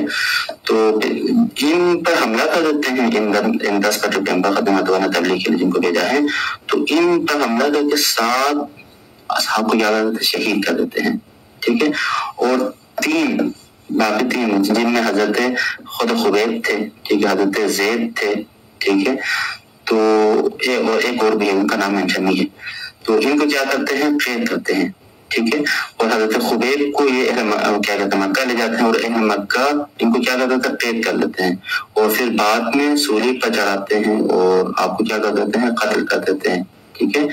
اور ان کے قاتل کا نام ہے، جنہوں نے سولی چڑھا کر قتل کیا، عقبہ بن حارث، ٹھیک ہے. انہوں نے کیا کیا، حضرت خبیب کو کیا کر دیا، قتل کر دیا، ٹھیک ہے. کیوں قتل کیا؟ کیونکہ جنگ بدر میں حضرت خبیب نے ان کے والد کو وارث جہنم کیا تھا، ٹھیک ہے. تو اس کے بعد رہی بات حضرت زید کی، ٹھیک ہے. حضرت زید کو انہوں نے کیا قید کیا تھا. تو حضرت زید کو کس نے خریدا؟ تو حضرت زید کو صفوان نے خریدا، ٹھیک ہے. کیونکہ زید نے جنگ بدر میں صفوان کے والد کو مارا تھا، تو اس نے زید کو خریدا، اور خریدنے کے بعد زید کو قتل کر دیا اپنے باپ کے بدلے. تو یہ رجیع کا حادثہ تھا. تو وجہ کیا تھی؟ تو یہ ادر القارہ کے لوگ آگے کہا کہ ہمارے پاس مولک نہیں ہے، فی الحال اسلام دین کے شوق رکھتے ہیں. پیغمبر نے ان کی فرمائش پر اصحاب کو روانہ کیا، اور خلاصہ کرام ان کے ساتھ یہ واقعہ پیش آیا. تو اس کے بعد ہم بات کرتے ہیں احد کے بعد کے فوجی مہمات میں سے ایک ہے جی بئر معونہ کا المیہ، ٹھیک ہے. اچھا جی، یہ واقعہ کیا ہے جی؟ یہ واقعہ ابھی جو میں نے رجیع کا واقعہ ڈسکس کیا، تو رجیع کے واقعے کے فوری بعد، ٹھیک ہے، فوری بعد یہ واقعہ پیش آیا ہے. کہا جاتا ہے کہ ایک شخصیت ہے، اس کا نام آپ یاد رکھیں، ابو برا عامر بن مالک، ٹھیک ہے. اور یہ کس لقب سے مشہور ہے؟ اس کو کہا جاتا ہے ملاعب الاسنا. ملاعب الاسنا کے لقب سے مشہور. ملاعب الاسنا کا مطلب تیروں سے کھیلنے والا. تو یہ شخص آتا ہے مدینے میں آ کر پیغمبر خاتم الانبیاء کے پاس حاضر ہوا، اور آپ صلی اللہ علیہ وسلم نے اس کو دعوت دی اسلام کی. یہ دعوت قبول کرتا ہے، ٹھیک ہے. دعوت قبول کرنے کے بعد اس نے کہا کہ آپ اپنے اصحاب کو اہل نجد، ٹھیک ہے، اہل نجد کے پاس آپ بھیجیں، تو وہ بھی دعوت قبول کر لیں گے، کیونکہ وہاں کے لوگوں میں بھی دین کا بڑا چرچا ہے. تو پیغمبر خاتم الانبیاء نے کیونکہ خود مسلمان ہوا تھا، اسلام میں ایکسپٹ کیا تھا انہوں نے ظاہری زبان سے، تو پیغمبر خاتم الانبیاء نے اور اس نے یعنی ابو البراء نے انہوں نے گارنٹی بھی دی تھی کہ آپ صحابہ کو بھیجیں تبلیغ کے لیے، ان کو پناہ بھی کیا دوں گا، میں خود ہی دوں گا، ٹھیک ہے. تو پیغمبر خاتم الانبیاء نے ان کی فرمائش پر 70 صحابہ کو بھیج دیا، ٹھیک ہے. پھر آپ صلی اللہ علیہ وسلم نے حضرت منذر بن عمر، ٹھیک ہے، ان کا لقب ہے، ان کا نقل لقب بولا جاتا ہے مؤتق الموت، ٹھیک ہے، یعنی موت کے لیے آزاد کردہ ان کا لقب تھا. تو ان کو ان 70 کا کیا بنایا، سربراہ بنایا، پیغمبر خاتم الانبیاء نے امیر بنایا، اور پیغمبر خاتم الانبیاء نے کیا کیا، ان کو روانہ کیا، ٹھیک ہے. تو جب یہ 70 اصحاب نکلے اور کہاں پہنچے جی؟ پہنچ کر یہی جو بئر کہتے ہیں، کنویں کو کہتے ہیں، ٹھیک ہے، معونہ نامی یعنی بئر معونہ پر پہنچے، ٹھیک ہے. اس کنویں پر پہنچے تو اصحاب یہاں پر کیا ڈالا، پڑاؤ ڈالا، ٹھیک ہے، یہاں پر پڑاؤ ڈالا. اس کے بعد یہاں پر پڑاؤ ڈالنے کے بعد اصحاب نے کیا کیا، ایک کام، وہ جی ایک صحابی ہے، ان کا نام ہے حرام بن ملحان، ٹھیک ہے. یہ بلکہ ہاں ان کے ساتھ پیغمبر خاتم ادبر نے جو تبلیغ کے لیے یہ 70 بندوں کو بھیجا تھا تو ان کے ساتھ ان جو قبیلوں کے ساتھ آتے ہیں ان کے لیے نامے بھیجے تھے. تو ان کے لیے پیغمبر خاتم ادبر کا نامہ یعنی کہ ان کے ساتھ اصحاب نے بئر معونہ پر پڑاؤ ڈالا. اس کے بعد ان کے ساتھ سب سے پہلے دشمن خدا اس کا نام ہے عامر بن طفیل. ٹھیک ہے. ان کے لیے پیغمبر خاتم ادبر کا نامہ ان کے ساتھ ان کے ہاتھ میں دیا کہ جا کے ان کو دے دیں. تو جب کہ پیغمبر خاتم ادبر کا نامہ لے کے ان کے پاس جاتا ہے تو یہ بدبخت نامہ کھولنے کی بات ہی چھوڑیں. جب کہتا ہے کہ میں پیغمبر کا نامہ لے کے آؤں آپ کے لیے تو سیدھا یہ تیر مارتا ہے اور ان کو وہیں پر کیا کر دیتا ہے, شہید کر دیتا ہے. کیونکہ یہ بتاتے ہیں کہ پیغمبر نے 70 بندوں کو بھیجا ہے, ہم سب آئے ہیں اور یہ نامہ تمہارے لیے لائے ہیں سردار صاحب. تو جب ان کو بتاتے ہیں تو یہ فوری ان کو قتل کر دیتے ہیں. نہ صرف قتل کرتے ہیں, قتل کرنے کے بعد یہ شور مچاتا ہے. ٹھیک ہے. سب سے پہلے تو یہ کیا کہتے ہیں جو اپنا جو قبیلہ ہے, قبیلہ عامر ہے, ان کو آواز دیتا ہے کہ آؤ بھائی محمد کے صاحب آئے ہیں, ہمارے دشمن آئے ہیں, ہم ان سے لڑتے ہیں, ان کو قتل کرتے ہیں. تو وہ اپنے قبیلے کے کوئی بھی نہیں آتا ہے. تو اس کے بعد اس نے بنو سلیم, ٹھیک ہے, ان کو آواز دی. تو ان کو آواز دی تو جس پر ان کے 3 قبیلے, ٹھیک ہے, ان کے 3 قبیلوں کے نام آپ یاد رکھیں, اصیہ ہے, رعل ہے اور زکوان. ٹھیک ہے. تو یہ 3 قبیلے آتے ہیں اور انہوں نے ان 70 اصحاب کا کیا کیا, محاصرہ کیا اور اتنی تیروں اور تلواروں کی برسات کی کہ تمام اصحاب کیا ہوئے, وہیں پر انہوں نے شہید کر دیا. صرف ایک ہی صحابی بچا جن کا نام ہے حضرت کعب بن مالک, بلکہ کعب بن زید ہیں. صرف یہی زندہ بچے, باقی سب دیکھیں 69 صحابہ کو یہاں پر قتل کریے. تو پیغمبر پہ کیا گزری ہوگی. اس سے پہلے رجی کا واقعہ آیا ہے, 10 صحابہ کو قتل کر دیا ہے, اور اس کے بعد یہ بئر معونہ کا واقعہ ہے, 70 صحابہ کو قتل کر دیا ہے. اور پیغمبر تبلیغ کے لیے ایسے نامہ صحابہ کو نہیں بھیجتے تھے, جو پڑھے لکھے جو دین کے لیے پائے کی معنی رکھتے تھے ان کو بھیج دیتے تھے. تو پیغمبر ختم ادب پہ کیا گزری ہوگی. اس کے بعد نیکسٹ جو ہے, میرے خیال میں ویڈیو بہت کافی لمبی ہو رہی ہے, میں یہیں پہ اسٹاپ کرتا ہوں. اس کے بعد جو ہم نے ڈسکس کرنا ہے وہ ہے احد کے بعد کے فوجی مہمات میں سے ایک ہے غزوہ بنی نذیر. ٹھیک ہے. جو یہودی 3 قبائل تھے مدینے میں, ان میں سے ایک یہی تھا کہ غزوہ کیا کہتے ہیں, بنی نذیر, بنو قینقاع, بنو قریظہ اور کیا تھے, بنو نذیر. تو آپ اوپر سے ایک اور یہ ٹپ آپ کو بتاتا ہوں کہ یہ کوشچن پوچھا جاتا ہے کہ بنو قینقاع کو کب نکالا گیا, بنو نذیر کو کب نکالا گیا مدینے سے, اور بنو قریظہ کو کب. تو یاد رکھیں سب سے پہلے جو جنگ ہوئی ہے وہ کیا ہے, جنگ بدر ہے. جنگ بدر کے بعد جنگ احد ہوئی ہے, جنگ احد کے بعد جنگ خندق ہوئی ہے. ٹھیک ہے. جنگ بدر کے بعد سب سے پہلے ان کے 3 قبیلوں میں سے قینقاع, ٹھیک ہے, ان کو نکالا گیا ہے. جنگ احد کے بعد بنو نذیر کو نکالا گیا اور جنگ خندق کے بعد بنو قریظہ کو. تو اس سیٹ کے ساتھ آپ ایزیلی یاد کر سکتے ہیں ترتیب کے ساتھ. پہلی جنگ ان کو نکالا, دوسری جنگ ان کو نکالا, تیسری جنگ ان کو نکالا, یعنی 3 ان کے قبائل کو مدینے سے بدر کیا ہے. تو غزوہ بنو نذیر تھوڑا اس میں بتانے والے پوائنٹ کچھ زیادہ ہیں. سو انشاءاللہ we will discuss tomorrow. آج کے لیے ویڈیو لیکچر نمبر 11 آج ریکارڈ ہونے جا رہا ہے. جس ٹاپک کو ہم نے ڈسکس کرنا ہے وہ ہے غزوہ بنو نذیر. ٹھیک ہے. جنگ احد کے بعد کچھ فوجی مہمات ہوئی, ان میں سے ایک کیا ہے, غزوہ بنو نذیر ہے. بنو نذیر کی پہلے میں نے عرض کیا ہے کہ مدینے میں یہودیوں کے 3 قبیلے رہتے ہیں, بنو قینقاع, بنو نذیر, بنو قریظہ. بنو قینقاع آفٹر جنگ بدر ان کو نکال دیا گیا, بنو نذیر ان کو آفٹر جنگ احد ان کو نکال دیا گیا, اور بنو قریظہ ان کو آفٹر جنگ خندق. انشاءاللہ یہ ہم کل پڑھیں گے, انشاءاللہ نیکسٹ لیسن میں پڑھیں گے. تو یہ غزوہ بنو نذیر کب پیش آیا ہے, تو یہ ربیع الاول 4 ہجری میں یہ پیش آیا ہے. کیوں پیش آیا ہے, تو وجہ یہ ہے کہ کل ہم نے بات کی تھی ایک غزوہ احد کے بعد کے فوجی مہمات میں سے ایک جس کا نام تھا بئر معونہ. ٹھیک ہے. بئر معونہ کا المیہ, यहाँ पर क्या हुआ था, यहाँ पर 70 नबी पाक सल्लल्लाहु अलैहि वसल्लम के जो असहाब जो तबलीग के गरज से आपने रवाना किया था, तो इनका कत्ल आम हुआ था, इनको शहीद किया गया था। तो इसी बि'r मऊना में एक शख्स की जान बची थी, वो थे हज़रत उमर बिन उमैया अज़मरी। ठीक है, तो हज़रत उमर बिन उमैया अज़मरी जब इसी बि'r मऊना के वाक़े से वापस आ रहे थे, तो कहा जाता है कि वापसी पर बनो कलाब, ठीक है, इनके दो आदमी इनके हाथों चढ़ जाते हैं। ठीक है, तो आप क्या करते हैं, इन जो बनो कुलाब के जो दो आदमी थे, इनको क्या कर देते हैं, कत्ल कर देते हैं। ठीक है, और ये जो दो आदमी थे, ये अभी मदीने से मक्के की तरफ रवाना हो रहे थे, और इन दोनों के पास बाद में पता चला कत्ल करने के बाद कि इन दोनों के पास अमाननामा था, नबी पाक सल्लल्लाहु अलैहि वसल्लम ने इनको अमाननामा दिया हुआ था। ठीक है, तो इन्होंने गलती से इन दोनों को क्या कर दिया, कत्ल कर दिया। ठीक है, और जब मदीने आए और रसूल सल्लल्लाहु अलैहि वसल्लम को खबर हुई, तो बताया कि मैंने बनो कलाब के दो आदमियों को कत्ल किया है। तो नबी पाक ने फरमाया कि मैंने उनको अमाननामा दिया था कि तुमने ये गलत काम किया, लिहाजा मुझे दियत देनी पड़ेगी। ठीक है, क्योंकि आपने गलती से मारा है और आपको इल्म में नहीं था, लिहाजा मुझे इसकी दियत देनी पड़ेगी।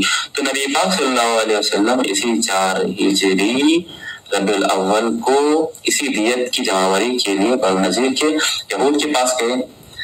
तो जब आप सल्लल्लाहु अलैहि वसल्लम उनके पास गए और अपने असहाब के साथ एक घर की दीवार से टेक लगाकर बैठ गए, तो इतने में यहूदियों ने एक हल्ला बोल दिया। वो ये कि उन्होंने एक प्लानिंग बनाई कि क्यों ना हम मोहम्मद इसी दीवार पर टेक लगाए बैठे हुए हैं, क्यों ना हम ऊपर से कोई पत्थर या चक्की फेंक कर मोहम्मद को इधर ही हम खत्म कर दें। ठीक है, इस पर कहा जाता है कि उसका नाम है उमर बिन हुज्जाश। ठीक है, इसने पूरी चक्की उठाई और नबी पाक सल्लल्लाहु अलैहि वसल्लम पर गिराने के लिए ये निकले। तो इधर जिब्रील अमीन अलैहिस्सलाम आप वसल्लम पर नाजिल होते हैं और यहूद की जो साजिश है उससे पैमा फातिमा को आगाह करते हैं। तो नबी पाक सल्लल्लाहु अलैहि वसल्लम उस दीवार से फौरी बुलंद होते हैं और वहां से निकल जाते हैं। ठीक है, अब जो ही नबी पाक मदीने में वापस आते हैं, तो मदीना आकर आप वसल्लम ने फौरी, कहा जाता है कि फौरी आपने मोहम्मद बिन मुसल्लमा इनको बनु नज़ीर के पास रवाना किया कि वो 10 दिन के अंदर, ठीक है, इनको डेडलाइन दी कि 10 दिन के अंदर मदीने से निकल जाएं। ठीक है, और 10 दिन गुजरने के बाद जो रह जाएगा उसकी गर्दन मार दी जाएगी, उसको कत्ल कर दिया जाएगा।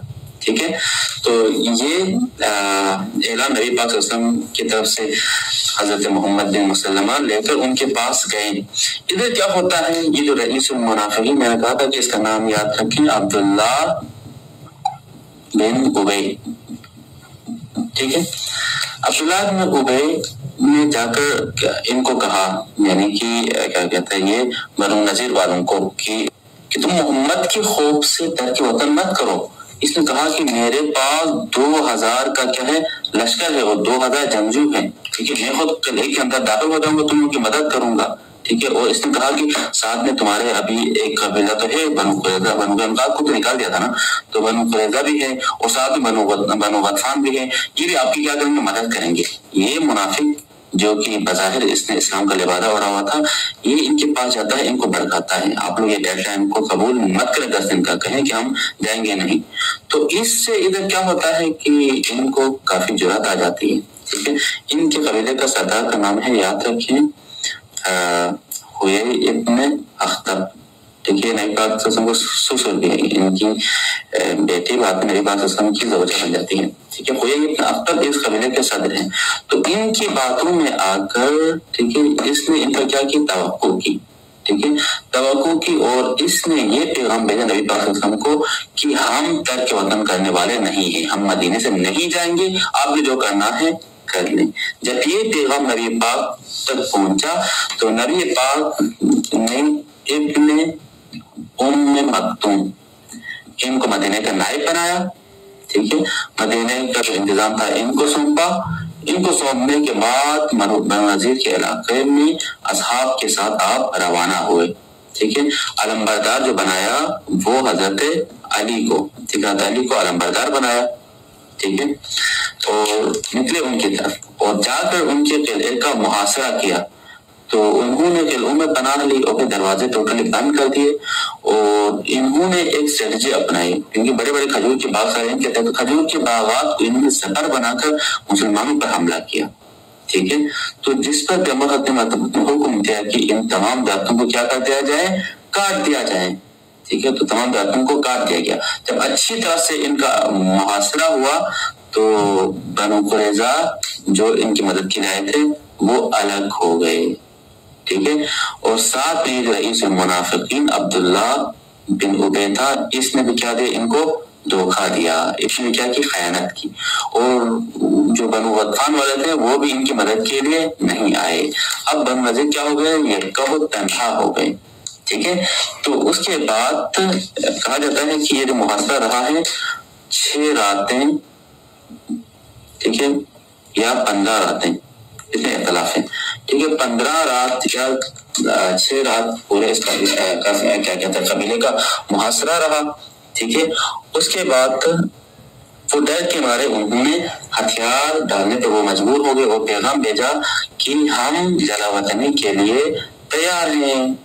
ٹھیک ہے، تو جب انہوں نے یہ پیغام بھیجا تو نبی پاک صلی اللہ علیہ وسلم نے فرمایا کہ جو سامان، ٹھیک ہے، تم لوگ لاد سکتے ہو، ٹھیک ہے، وہ لاد کر نکلو یہاں سے. تو انہوں نے کہا جاتا ہے کہ 600 اونٹوں پر سامان لادا. ٹھیک ہے، لادنے کے بعد وہ نکلے مدینے سے، اور ان کا جو سردار تھا حیی ابن احتب، یہ کہا گیا ہے ترک وطن کر کے اس نے خیبر کا رخ کیا. ٹھیک ہے، باقی ایک جماعت کس کی طرف گئے، شام کی طرف. خلاصہ کلام کی یہ یہاں سے نکل گئے کیونکہ پیغمبر نے ان کو آپشن دی تھی، یا تو نکلو اب ترک وطن کرو یا تو مسلمان ہو جاؤ. لیکن انہوں نے ترک وطن کرنے کو انہوں نے افضلیت تھی، کوئی مسلمان نہیں ہوا. ہاں 2 افراد مسلمان ہوئے ہیں، ان کے نام میں یہاں پر منشن کرتا ہوں. پورے بنو نذیر کے قبیلے میں سے 2 ہی، ایک کا نام ہے یامین بن عمر، یہ مسلمان ہوئے.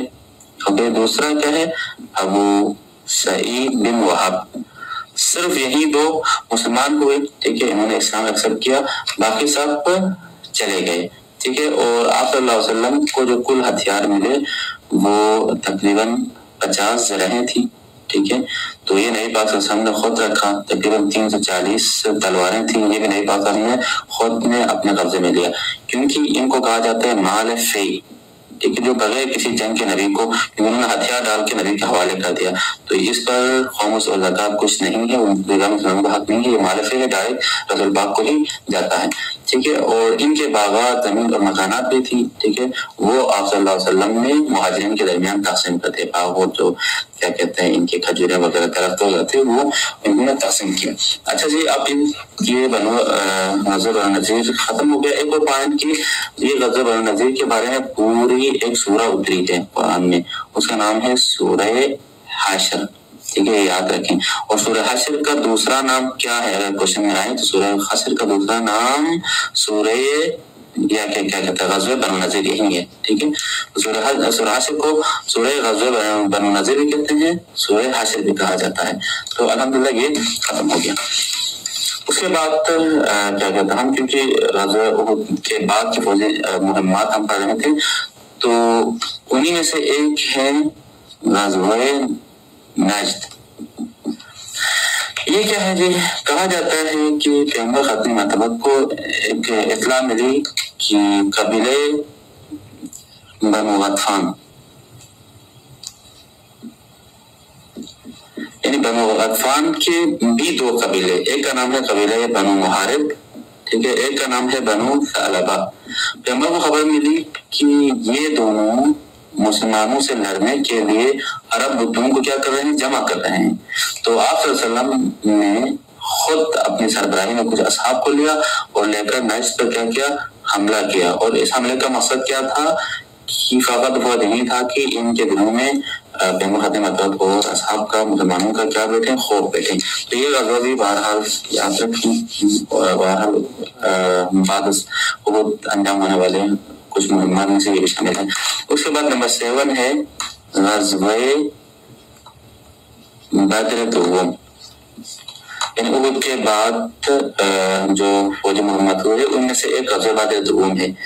اس میں کیا ہوا تھا تو کہا جاتا ہے کہ ابو سفیان ٹھیک ہے اس نے جنگ احد میں تو یہ فاتح ہوئے تھے ٹھیک ہے مسلمانوں نے شکست کھائی تھی. تو اس نے جنگ احد میں اعلان کیا تھا. اعلان یہ کیا تھا کہ انہوں نے کہا تھا کہ اگلے سال جنگ کے لیے تیار رہو ٹھیک ہے. میں اسی اگلے سال یعنی اسی مہینے میں ٹھیک ہے یعنی شعبان 4 ہجری اس تاریخ کو میں لشکر لے کے مسلمانوں سے لڑنے کے لیے احد کے میدان میں دوبارہ آؤں گا. اس نے یہ پیغام دیا تھا. تو آپ صلی اللہ علیہ وسلم نے 4 شعبان کو مدینے کا انتظام حضرت عبداللہ بن رواحہ کو سونپا ٹھیک ہے.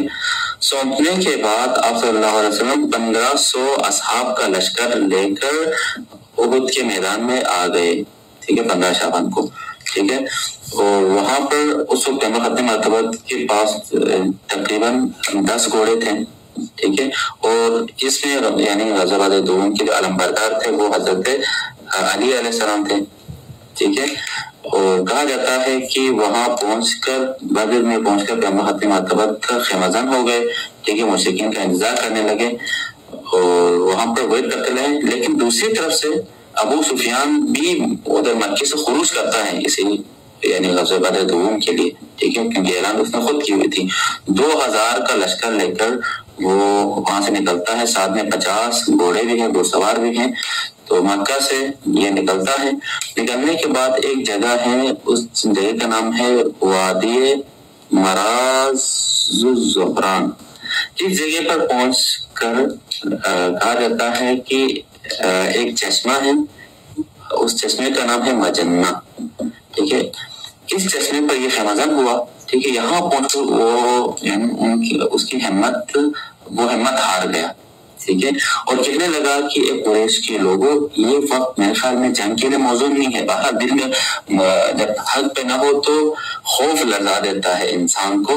تو یہ یہاں پر پہنچ کر بہانہ بناتا ہے کیونکہ دل میں اس کا خوف تھا کہ الہی طاقت تو ان کے ساتھ ہے حقیقت تو وہ ہے کیونکہ جنگ بدر میں انہوں نے دیکھا ہے جنگ احد میں بھی پہلے شکست کھائے بعد میں مسلمانوں کی خود غلطی کی وجہ سے پیغمبر کی اسٹریٹجی سے فالو نہ کرنے کی وجہ سے شکست کھائی ہے یہ جانتے تھے حقیقت میں.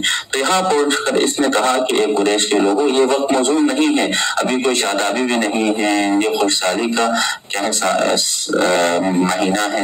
ہم سرسو شاداب مہینے آتے ہیں تاکہ یہ جانور بھی چل سکیں تم دودھ بھی پی سکو فلان سے بہانے کرتے ہیں. اور میں تو یہاں سے واپس چلا جاتا ہوں اگر تم لوگ جانا چاہتے ہو تو واپس چلو. تو کیونکہ سب کا دل جیسے ابو سفیان کا ڈرا ہوا تھا سب کا ڈرا ہوا تھا خوف سے تو کسی نے اعتراض بھی نہیں کیا. ابو سفیان تم نے ادھر سے ادھر تک لے کے آئے ہو مجنہ تک مرض الزہران تک تو ہم یہاں سے واپس جانا ہم نہیں جائیں گے کسی نے بھی نہیں کہا. تو اتنی سب کے دلوں میں خوف بٹھا ہوا تھا لہٰذا یہیں سے سب درخت سفر باندھ کے واپس مکے کی طرف انہوں نے رخ کیا. یہ جو جنگ غزوہ بدر دوم ہے اس کے اور بھی نام ہے ٹھیک ہے. یہ نام آپ یاد رکھیں کام آئیں گے. اس کو کہتے ہیں غزوہ دوسرا نام ہے غزوہ بدر موعد.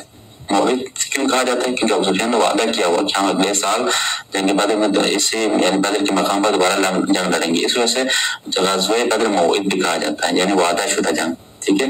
اس جنگ کا ایک اور نام ہے بدر ثانیہ ٹھیک ہے کیونکہ بدر اول تو فرسٹ ہجری میں ہوئی ٹھیک ہے تو لہٰذا اس کو بدر ثانیہ بھی کہا ہے ٹھیک ہے یعنی کہ دوسری جنگ. اچھا اس کے بعد اس کو بدر اخری بھی کہا ہے. بدر اخری کیونکہ وہ تو پہلی جنگ بدر میں وہ بدر اولا ہے تو یہ دوسری تو اخری کہا ہے. یا اسے بدر صغری بھی کہا ہے. صغری یعنی ایک چھوٹی جنگ ٹھیک ہے کیونکہ وہ بڑی تھی جو پہلے جنگ بدر لڑی گئی تو یہ چھوٹی تھی. اس وجہ سے بہرحال یہ نام آپ یاد رکھیں بدر موعد ثانیہ اخری صغری یہ سب اس کے نام ہیں. اوکے اس کے بعد احد کے بعد رونما ہونے والے فوجی مہمات میں سے ایک اور غزوہ ہے اس کا نام ہے غزوہ دومۃ الجندل. دومۃ الجندل ٹھیک ہے. کہا جاتا ہے کہ یہی جو بدر صغری ہے اس کے 6 ماہ بعد ٹھیک ہے آپ ختم مرتبہ کو اطلاع ملی کہ شام کے سرحد پر ایک مقام ہے اس کا نام ہے دومۃ الجندل ٹھیک ہے. تو اس شہر کے مطلب گرد نواح میں جو قبائل رہتے ہیں، ٹھیک ہے، وہ جو بھی اس راستے سے شامی تجارت کے جو قافلے جاتے ہیں ان پر کیا ڈالتے ہیں؟ ڈھاکہ ڈالتے ہیں، وہ لوٹ مار کرتے ہیں۔ پیغمبر خاتم کو خبر ملی کہ یہ قبائل جو مطلب جنگل کے علاقے میں ہیں یہ قافلوں پر کیا ڈالتے ہیں؟ ڈھاکہ ڈالتے ہیں۔ تو پیغمبر خاتم نے مدینے کا جو کیا کہتے ہیں جانشین یعنی نائب جس کو بنایا وہ ہے عرفتہ انصاری، اس کا پورا نام ہے صبا بن عرفتہ انصاری کو مدینے کا نائب بنایا، اور آپ نے 1000 مسلمانوں کا لشکر لیا، ٹھیک ہے، اور یہ تاریخ بتاؤں تو 25 ربیع الاول، ٹھیک ہے، ربیع الاول ہے، ٹھیک ہے، اگر رائٹنگ بہت سپیڈ ہو گئی اور اس طرح بھی لکھ رہا ہوں۔ اچھا جی، 25 ربیع الاول، اور یہ 5 ہجری کا واقعہ ہے، ٹھیک ہے، 5 ہجری کو آپ 1000 کا لشکر لے کر نکلے، اور جو مطلب جنگل پر پہنچ کر جب وہاں پہنچے تو کیونکہ آپ کے آنے سے پہلے ان کو خبر ہوئی تھی تو سب نے فرار اختیار کیا، اور نبی پاک صلی اللہ علیہ وسلم تو جنگل میں 3 دن آپ نے قیام کیا، قیام کرنے کے بعد واپس مدینے میں آئے۔ بہرحال ایک فوجی جنگ تھی، بہرحال کسی ارادے کے لیے گئے تھے، پھر کچھ رونما نہیں ہوا واپس میں، بہرحال یہ یاد رہیں، ٹھیک ہے۔ اچھا جی، اس کے بعد اب ہم نے ڈائریکٹلی جو اسلام کی بڑی جنگوں میں سے ایک جنگ ہے وہ ہے جی غزوہ احزاب، ٹھیک ہے، اسے ایک اور نام میں کہا جاتا ہے جنگ خندق۔ اچھا جی، یہ کیوں پیش آئی؟ تو سب سے پہلے ہم تو تاریخ کی بات کرتے ہیں تاکہ آپ کے ذہن میں رہیں۔ یہ آئی ہے جی 5 ہجری اور مہینہ تھا شوال، ٹھیک ہے، شوال 5 ہجری شوال کو یہ غزوہ پیش آتا ہے۔ وجہ یہ ہے کہ دیکھیں جنگ بدر ہوئی، پھر جنگ احد ہوا، تو پیغمبر ختم عدوت تو صرف مشرکین کے دشمن نہیں تھے، ان کے علاوہ بھی تھے، ٹھیک ہے، یہ جو یہودی سارے تھے یہ بھی نہیں چاہتے تھے کہ پیغمبر دین اسلام کی تبلیغ کریں، یہ لوگ اپنے دین کو ہی پرچار کرنا چاہتے تھے۔ اس کے علاوہ جو مشرکین تو آلریڈی تھے، ٹھیک ہے، اس کے علاوہ بھی بعض قبائل تھے جو سرداری سسٹم لینا چاہتے تھے، ان کا بارہم تھا، لیکن نبی کی وجہ سے، نبی پاک کی وجہ سے ان کا جو نظام تھا وہ درہم برہم تھا، ٹھیک ہے۔ تو ہوا یوں کہ یہ مشرکین جاتے یہودیوں کے پاس، یہودیوں کو بھڑکاتے ہیں، یہودی اپنے دیگر یہودیوں کو بھڑکاتے ہیں، خلاصہ کلام کی تقریباً کہا جاتا ہے کہ تقریباً 5 سے 6 قبائل جمع ہو جاتے ہیں، اس میں بنو غطفان ہیں، خود بنو قریظہ ہیں، اچھا جی، خود مشرکین ہیں، تو یہ سب جمع ہو جاتے ہیں ایک ہی ایجنڈا۔ حالانکہ مشرکین ان کو قبول نہیں کرتے، یہود ان کو قبول نہیں کرتے، لیکن اسلام کے مقابل یہ سب کیا ہے؟ بھائی ہے جی، آپس میں سب فرینڈ ہے بھائی، کیونکہ سب کا ایجنڈا ایک ہے کہ یہ چلا جائیں، یہ ہٹ جائیں، تو سب اتفاق ہو جاتے ہیں، ٹھیک ہے۔ اسی وجہ سے اس غزوے کا نام احزاب، احزاب کہتے ہیں، احزاب حزب سے ہیں، حزب کہتے ہیں گروہ کو، ٹھیک ہے، کیونکہ اس کے اندر ایک قبیلہ نہیں آیا، صرف مشرکین نہیں آئے، ٹھیک ہے، اہل مکہ نہیں آئے، بلکہ یہودی بھی آئے ہیں، یہودیوں کے اندر قبائل ہیں، قبیلے مثلا جو کیا کہتے ہیں قریظہ ہے، اس کے بعد بنو غطفان ہے، بنو لحم ہے، یہ سب آئے ہیں۔ اس وجہ سے کیونکہ گروہ مختلف گروہ تھے، اس وجہ سے اس کا نام غزوہ احزاب نام رکھا گیا ہے۔ تو ادھر نبی پاک صلی اللہ علیہ وسلم کو ان کی سازشوں کی خبر ہوئی کہ یہ لوگوں کو جمع کر رہے ہیں، سارے یہود و نصارہ کیا کہتے ہیں، کیا کہ مشرکین سب کلیکٹ ہو رہے ہیں تاکہ مسلمانوں پر چڑھائی کریں۔ تو پیغمبر ختم مرتبہ نے شورا بٹھائی، ٹھیک ہے، شورا بٹھائی اور اصحاب سے مشورہ لیا۔ تو حضرت سلمان فارسی نے مشورہ دیا کہ ہم فارس کے لوگ اگر کوئی دشمن ہمارے سٹی پر علاقے میں حملہ کرتے ہیں تو ہم تو اپنے علاقے کے گرد کیا کھول دیتے ہیں؟ خندق کھول دیتے ہیں، تو وہ اس خندق کو پار نہیں کر سکتے ہیں اور ہم سیفلی ہم اپنے علاقے میں پرامن رہ سکتے ہیں۔ تو جب یہ مشورہ دیا تو ایک عرب کے لیے، عرب میں کیونکہ رائج نہیں تھا یہ جنگی اسٹریٹجی، تو ان کے لیے ایک نئی چیز تھی، تو پیغمبر ختم عدوت کو ان کا مشورہ پسند آیا اور خندق کھودنے کی پلاننگ شروع ہوئی، ٹھیک ہے۔ تو سب سے پہلے نبی پاک صلی اللہ علیہ وسلم نے 3000 کا لشکر آمادہ کیا، ٹھیک ہے، 3000 کا لشکر لیا اور کہا جاتا ہے کہ کوہ سلا، ٹھیک ہے، یہاں پہنچے۔ تو یہ تو جب جنگ کے لیے ہے، اس سے پہلے یعنی میں پہلی جنگ کی بات کر رہا ہوں، اس سے پہلے خندق کھود لی گئی، خود نبی پاک صلی اللہ علیہ وسلم نے حصہ لیا، بہرحال اصحاب نے 3 دن 4 دن بھوکے رہ کر بھی بہرحال خندق کھودی، اور جب جنگ سٹارٹ ہوئی تو نبی پاک صلی اللہ علیہ وسلم کو خبر بھی ملی کہ مشرکین وہاں سے نکلے ہیں پورا لشکر لے کر، جن کا سپاہ سالار ہے ابو سفیان، ٹھیک ہے۔ تو نبی پاک صلی اللہ علیہ وسلم نے 3000 کا لشکر لیا اور کوہ صلا، ٹھیک ہے، کے سامنے، یہاں پر کوہ صلا پر پہنچے، کوہ صلا کے سامنے ہی مسلمانوں نے خندق کھودی تھی، ٹھیک ہے، اور یہاں پر پہنچ کر آپ پر خیمہ زن ہو گئے، ٹھیک ہے۔ تو اب جنگ شروع ہو جاتی ہے، ٹھیک ہے۔ جب جنگ شروع ہو جاتی ہے تو سب سے پہلے کہا جاتا ہے کہ یہ عمر بن عبدود، یہ ان کا پچندہ تھا، ٹھیک ہے۔ یہ خندق پار کرنے کے لیے اس طرف آتا ہے، آتے ہی ان کو واسطے جہنم کر دیتے ہیں حضرت علی، ٹھیک ہے۔ حضرت علی ان کو کیا کر دیتے ہیں؟ واسطے جہنم کر دیتے ہیں۔ اور ایک اور بات بتاؤں کہ وہ جو ابھی سے میں نے بات کی، جو قبیلہ بنو نذیر تھے، ان کے جو سردار تھے وہ ابن اخطب، یہ بھی بنو قریظہ کے پاس گیا تھا، ٹھیک ہے، وہاں خیبر سے آ کر کہ بھائی میں تمہارے ساتھ رہوں گا، ٹھیک ہے، تمہارے پاس سے رہوں گا اور مسلمانوں کے ساتھ لڑوں گا، اور اگر خیانت کی تو مجھ سے برا کوئی نہیں ہوگا۔ تو یہ بھی یہ جا کر بنو قریظہ کو راضی کرتا ہے، اور بنو قریظہ کو بھی جنگ اعلیٰ میں لانے والا وہ ابن اخطب تھا، ٹھیک ہے۔ تو جنگ شروع ہو جاتی ہے اور اس کے نتیجے میں کیا کہتے ہیں 6 مسلمان شہید ہو جاتے ہیں، ٹھیک ہے، لیکن مشرکین 10 مشرکین کیا ہو جاتے ہیں؟ واسطے جہنم ہو جاتے ہیں، ٹھیک ہے۔ اچھا جی، اس کے بعد یہ تو سورج میں نے مسلمانوں کے لشکر بتایا، ان کے مشرکین کی طرف سے جو لشکر تھا، کہا جاتا ہے کہ ابو سفیان جو مکی جو لشکر لے کے آیا تھا، ان کی تعداد تھی 4000 لشکر یہ لے کے آیا تھا، ٹھیک ہے۔ باقی 6000 جو لشکر تھا، یہ جو 6000 یعنی ٹوٹل 10000 کا لشکر تھا، ٹھیک ہے، ان میں سے 4000 ابو سفیان کی سربراہی میں، باقی 6 میں کون تھے؟ بنو غطفان تھے، بنو نذیر تھے، اور بھی دیگر قبائل تھے، تقریباً 6 سے 7 قبائل تھے، تو یہ سب پورے قبائل مل کر آئے تھے، تو 10000 کا لشکر تھا، ٹھیک ہے۔ ادھر اس طرف مسلمانوں کا لشکر کتنا تھا؟ وہی 3000 کا لشکر تھا، ٹھیک ہے۔ تو بالآخر اتنے خندق کو پار کرنے کی ان کو جرات نہیں ہوئی، تو مشرکین بے بس ہو کر خود ان کے درمیان پھوٹ پڑ گئی، ٹھیک ہے، بنو غطفان اور یہودیوں کے درمیان ان کی لڑائی ہو گئی، تو یہ وہاں سے کیا ہو گئے؟ راہ فرار انہوں نے اختیار کر لیا، یعنی واپس چلا جانا شروع کر دیا، کیونکہ بے بس ہو گئے۔ میرے خیال میں کافی ہے، وہ کوئی امپورٹنٹ پوائنٹ تو نہیں ہے بہرحال جو کہ میں نے لکھوائی ہیں۔ اس کے بعد ہم بات کرتے ہیں ڈائریکٹلی غزوہ خندق کے بعد جو غزوہ پیش آیا ہے، وہ ہے غزوہ بنو قریظہ، ٹھیک ہے۔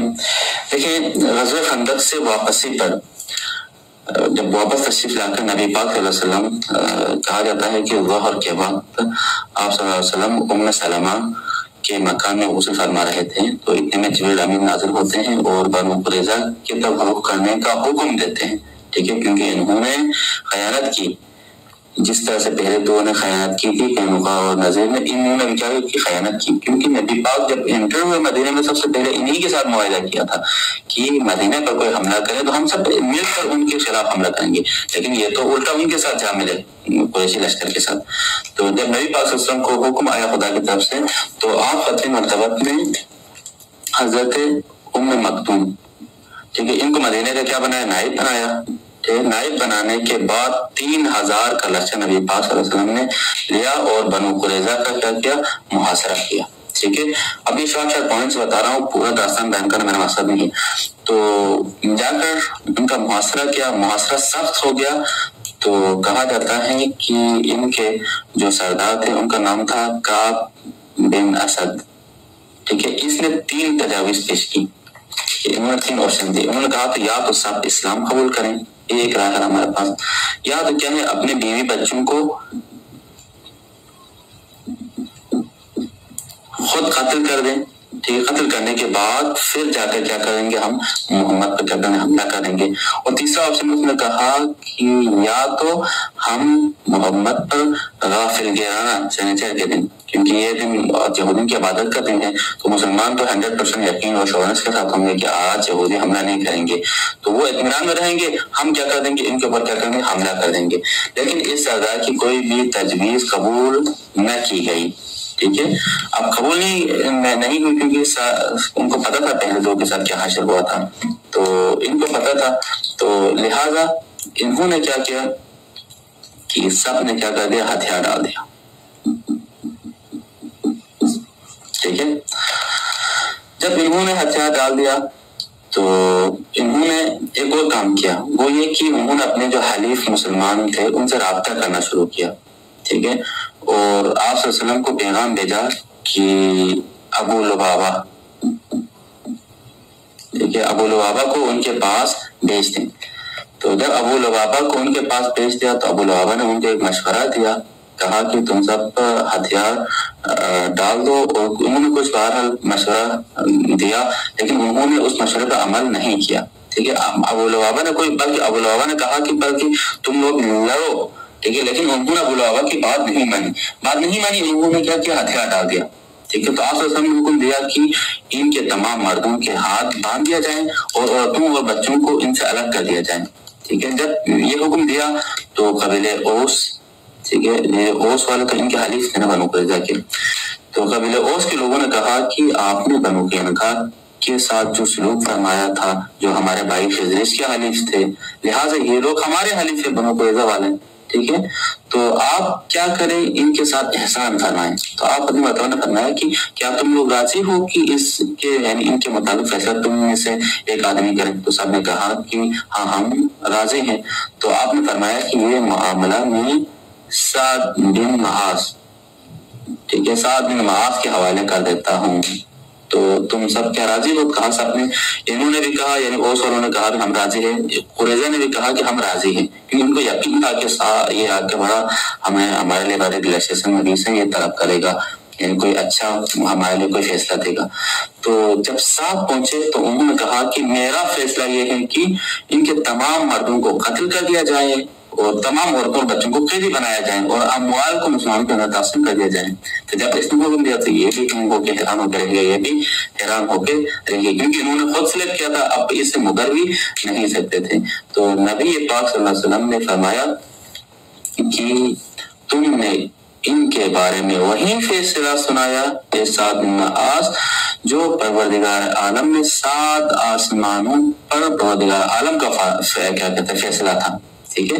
تو بہرحال حضرت عام اس فیصلے کے بعد بنو قریظہ کو مدینے لا کر کہا جاتا ہے کہ ان کے عورتوں کو، ٹھیک ہے، عورتوں اور بچوں کو بنو نجار کی ایک عورت ان کے گھر میں ان کو قید کر دیا گیا، ٹھیک ہے، اور کہا جاتا ہے کہ مدینہ کے بازاروں میں خندقیں کھودی گئی اور ایک ایک کر کے ان سب کی گردنیں ماری گئی، ان سب کو قتل کر دیا گیا، اور ان کی تعداد بتائی جاتی ہے 600 سے 700 تک، ٹھیک ہے، ان سب کو ایک ایک کر کے قتل کر دیا گیا۔ اور انہی میں کوئی ابن احتب بھی تھا، ٹھیک ہے، یہ بنو قریظہ کے ساتھ خیبر سے آ کے ملا تھا، چاہے موت کو زندگی میں تمہارے ساتھ رہوں گا، تم لوگ بس میرے کہنے پر تم لوگ جنگ پہ آ جاؤ، اسی کے کہنے پہ آئے تھے، لہٰذا اس کی بھی گردن ادھر کی ماری گئی، ٹھیک ہے جی۔ چلیں جی، اچھا، اس کے بعد ایک اور پوائنٹ یہاں پہ جاتا ہے، وہ یہ ہے کہ قتل تو صرف مردوں کے لیے تھا حکم، عورتوں کے لیے حکم یہ تھا کہ ان کو قید کر دیا جائے، لیکن اس جنگ میں یعنی کہ جن کی گردنیں ماری گئی ان میں ایک عورت بھی تھی، ٹھیک ہے، ایک عورت کو بھی قتل کیا گیا۔ وہ کیوں؟ تو کیونکہ اس لیے کہ انہوں نے ایک صحابی رسول تھا، اس کا نام ہے خلاد بن سوید، ان پر انہوں نے چکی کا پاٹ گرا کر ان کو قتل کیا تھا، تو لہٰذا ان کو کیا کر دیا، اس کے بدلے میں اس عورت کو قتل کر دیا گیا، لیکن ان کے علاوہ باقی کسی عورت کو قتل نہیں کیا گیا، صرف مردوں کی ہی گردنیں اڑائی گئی، ٹھیک ہے۔ اچھا جی، اس کے بعد جب ان کی عورتوں کو مطلب ایسا لونڈی تقسیم کیا گیا تو نبی پاک صلی اللہ علیہ وسلم نے صرف ایک کو انتخاب کیا، ٹھیک ہے، وہ تھی بنو قریظہ کی عورتوں میں سے حضرت ریحانہ بنت عمر بنت خنافہ، ان کو نبی پاک صلی اللہ علیہ وسلم نے اپنے لیے انتخاب کیا، ٹھیک ہے، باقی سب پر خواتین بھی تقسیم ہو گئی، ٹھیک ہے. اچھا جی, یہ غزوہ کب پیش آیا تھا؟ میں شاید لکھا نہیں, لکھا ابتدا میں غزوہ بنو قریظہ تھا. یہ پیش آیا ہے ذی القعدہ میں, ٹھیک ہے, ذی القعدہ 5 ہجری میں یہ غزوہ پیش آیا ہے. ٹھیک ہے, اور یہ بھی میں نے شاید لکھا نہیں لکھا کہ یہ جو محاصرہ نبی پاک صلی اللہ علیہ وسلم نے ان کے پورے قلعے کا محاصرہ کیا تھا وہ 25 دن کا تھا. ٹھیک ہے, 25 دن محاصرہ کیا, اس کے بعد انہوں نے ہتھیار ڈالی. ٹھیک ہے, اور اس غزوے کے متعلق, غزوہ بنو قریظہ کے متعلق اگر آپ قرآن کی سورہ کے بارے میں پوچھتے ہیں تو وہ ہے جی سورہ احزاب. سورہ احزاب میں بنو قریظہ کے بارے میں ذکر آیا ہے. ٹھیک ہے. اچھا جی, اس کے بعد ہم شروع کرتے ہیں غزوہ احزاب و قریظہ. غزوہ احزاب و قریظہ, قریظہ کے بعد کی جنگی مہمات. اچھا جی, کچھ جنگی مہمات ہے سر فہرست ہم ڈسکس کریں گے بعد از غزوہ احزاب و قریظہ جو رونما ہوئی ہے. ان میں سے سب سے پہلا ہے وہ ہے سلام بن ابل حقیق ہے. ٹھیک ہے. اچھا جی, ان کا جو کنیت ہے ان کو کہا جاتا ہے ابو رافع, ابو رافع. ٹھیک ہے, اور یہ سریہ ہے. ٹھیک ہے, میں نے لکھا سریہ سلام بن ابل حقیق. یہ کب پیش آیا ہے؟ یہ ذی القعدہ 5 ہجری میں پیش آیا ہے. ٹھیک ہے. اچھا جی, یہ جو ابو حقیق ہے یہ ایک یہودی تھا جس نے مسلمانوں کے خلاف مشرکین کو ورگلایا. ٹھیک ہے, مشرکین کو ورگلانے میں مطلب بڑھ چڑھ کر اس نے حصہ لیا ہے مشرکین کو, یعنی جو غزوہ احزاب کی لائے تھے. ٹھیک ہے, تو آپ فتح مرتبہ کو بھی اس نے بہت ساری ایذائیں اور تکلیفیں دی تھی. تو قبیلہ خزرج کے لوگوں نے بعد از جنگ احزاب نبی پاک صلی اللہ علیہ وسلم اجازت طلب کی کہ آپ ہمیں اجازت دیں تو ہم جا کے اس کو واضح جہنم کر کے آتے ہیں. تو نبی پاک صلی اللہ علیہ وسلم نے اجازت دی تو کیا کہتے ہیں قبیلہ خزرج کے 5 افراد گئے. ٹھیک ہے, جن کا کمانڈر عبداللہ بن عتیق تھا. عبداللہ بن عتیق عین سے خیبر کی. ٹھیک ہے, یہ ان کا کمانڈر تھا. تو انہوں نے خیبر کا رخ کیا کیونکہ یہ جو ابو رافع تھا کیا کہتے ہیں سلام بن ابو حقیق, اس کا جو قلعہ تھا وہ وہی قلعہ خیبر میں تھا. ٹھیک ہے, تو یہ رات کے اندھیرے میں یعنی عبداللہ بن عتیق یہ اس کے کمرے میں اندھیرے میں جاتا ہے اور اندھیرے میں ہی ان کو کیا کرتا ہے قتل کر کے آ جاتے ہیں. بہرحال یہ ایک سریہ تھی جو بعد از غزوہ احزاب و قریظہ انجام پائی. اس کے بعد نمبر 2 ہے سریہ محمد بن مسلمہ. جی اچھا, یہ کب پیش آیا ہے؟ تو یہ 10 محرم. ٹھیک ہے, 5 ہجری ختم ہو گیا, یہاں سے آگے 6 ہجری 10 محرم 6 ہجری کو یہ سریہ پیش آیا ہے. کہا جاتا ہے کہ بنو بکر بن کلاب. ٹھیک ہے, یہ جو سریہ ہے وہ ان کے خلاف بھیجی گئی ہے. کہا کہ ان کے خلاف نبی پاک صلی اللہ علیہ وسلم نے 30 افراد کا مشتمل ایک کیا کہتے ہیں لشکر بنایا. ٹھیک ہے, اور ان کو محمد بن مسلمہ کے حوالے کیا.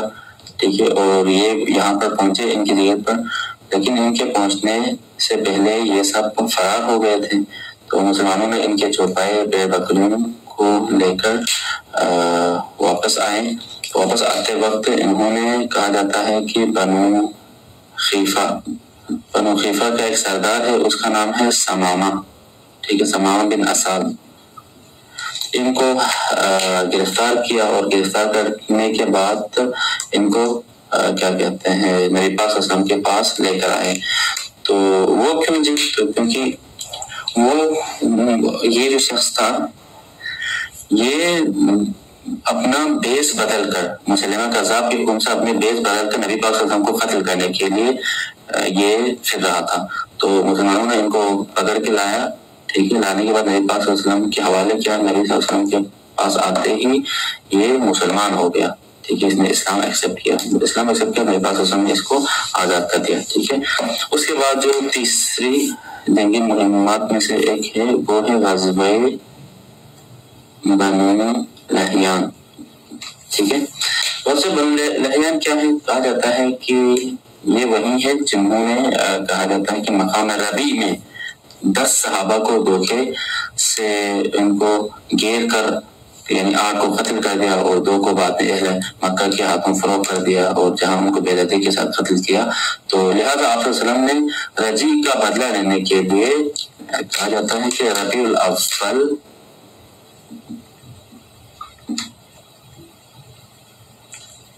بالاول 6 ہجری کو آپ اپنے مرتبت میں 200 صحابہ کے ساتھ ان کا کیا کیا؟ بنو لحیان کے خطاب کیا رخ کیا. کیوں؟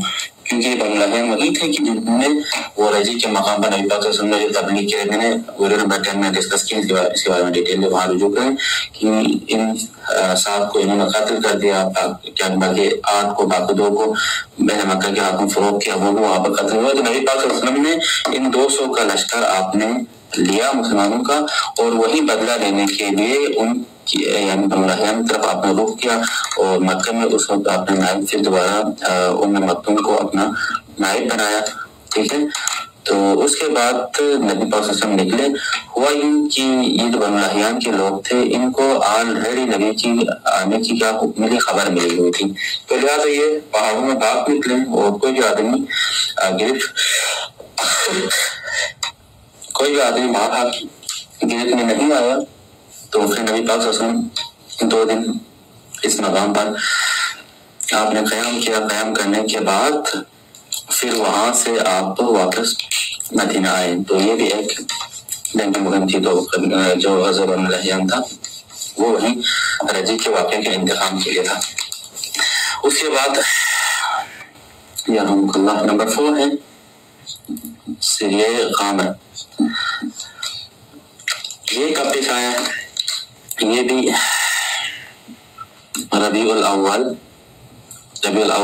6 ہجری کو، ٹھیک ہے، 6 ہجری کو پیش آیا. یہ سریہ غامر جو ہے یہ کیوں پیش آیا؟ تو کہا جاتا ہے کہ حضرت عکاشہ، بلکہ عکاشہ بن محسن ہے، ان کی سربراہی میں خاتم مرتبہ میں 40 افراد کو یہ جو مقام ہے مقام غامر، ٹھیک ہے، یہ ایک چشمے کا نام ہے، بنو اسد کے چشمے کا نام ہے، ٹھیک ہے. تو یہاں پر روانہ کیا. روانہ اس لیے کہ وہاں پر ایک قبیلہ تھا کہ جو نبی پاک صلی اللہ علیہ وسلم پر یعنی مدینے پر حملہ کرنے کے لیے فوج جمع کر رہے تھے. تو ان عکاشہ کے ساتھ 40 افراد کو نبی نے روانہ کیا. تو ان کو مسلمانوں کے آمد سے پہلے ان کو خبر ملی ہوئی تھی، تو لہٰذا وہ بھاگ نکلے تھے. تو مسلمان وہاں سے ان کے تقریباً 200 اونٹ اور کچھ دیگر مویشی بھیڑ بکریاں ہم کا مدینے لے کے آئے. تو ان کا مال و متاع لے کے آئے، لیکن وہ خود تو ہاتھ تھے نہیں چڑھے مسلمانوں کے. یہ بات ایک چھوٹا سا واقعہ تھا، میں نے ذکر کیا. اس کے بعد نمبر 4 ہے، نمبر 5 ہے بلکہ سریہ، کیا لکھا ہوں میں، سریہ ذوالقصہ اول، کیونکہ اس طرح کے 2 واقعات ہیں. سریہ نمبر 6 ہے سریہ ذوالقصہ دوم. سریہ ذوالقصہ اول کیا ہے؟ تو کہا جاتا ہے کہ یہ یعنی 6 مارکر میں کم دیا ہیں 6 ربیع الاول کو یہ واقعہ پیش آتا ہے، یہ والا، ٹھیک ہے. تو آپ صلی اللہ علیہ وسلم نے حضرت محمد بن مسلمہ ان کے ساتھ 10 افراد کو یہ جو جگہ ہے ذوالقصہ یہاں پر روانہ کیا، ٹھیک ہے. تو یہاں پر جو دشمن تھے ان کی تعداد 100 تھی، ٹھیک ہے. تو یہ کمینگاہ میں یعنی ان کے ساتھ خاتم مرتبہ نے صرف 10 افراد کو بھیجا، جبکہ وہاں پر جو دشمن تھے وہ 100 کے قریب تھے، ٹھیک ہے. یہ کمینگاہ میں صحابہ کے آتے دیکھ کر یہ چھپ گئے، ٹھیک ہے. تو چھپ گئے تو مسلمانوں نے سمجھا کہ یہ یہاں پر نہیں ہے، تو غافل گرانہ یہ مسلمانوں پر حملہ کر دیتے ہیں، ٹھیک ہے، اور یہ ان 10 میں سے 9 کے 9 کیا ہو جاتے ہیں؟ شہید ہو جاتے ہیں، صرف محمد بن مسلمہ بچ جاتے ہیں اور یہ واپس مدینہ آ جاتے ہیں۔ تو یہ واقعہ تھا۔ اس کے بعد فوری بعد سریہ ذوالقصہ 2 واقع ہوا، یہ بھی ربیع الاول بلکہ ربیع الاخر ہے، یہ جو واقعہ ہے یہ ربیع الاخر، یہ ربیع الاول میں پیش آیا ہے یہ والا سریہ ذوالقصہ 1، اور سریہ ذوالقصہ 2 وہ ربیع الاخر میں پیش آیا، ٹھیک ہے۔ اچھا جی، یہ اس میں کہا جاتا ہے کہ نبی پاک صلی اللہ علیہ وسلم نے حضرت زید بن حارثہ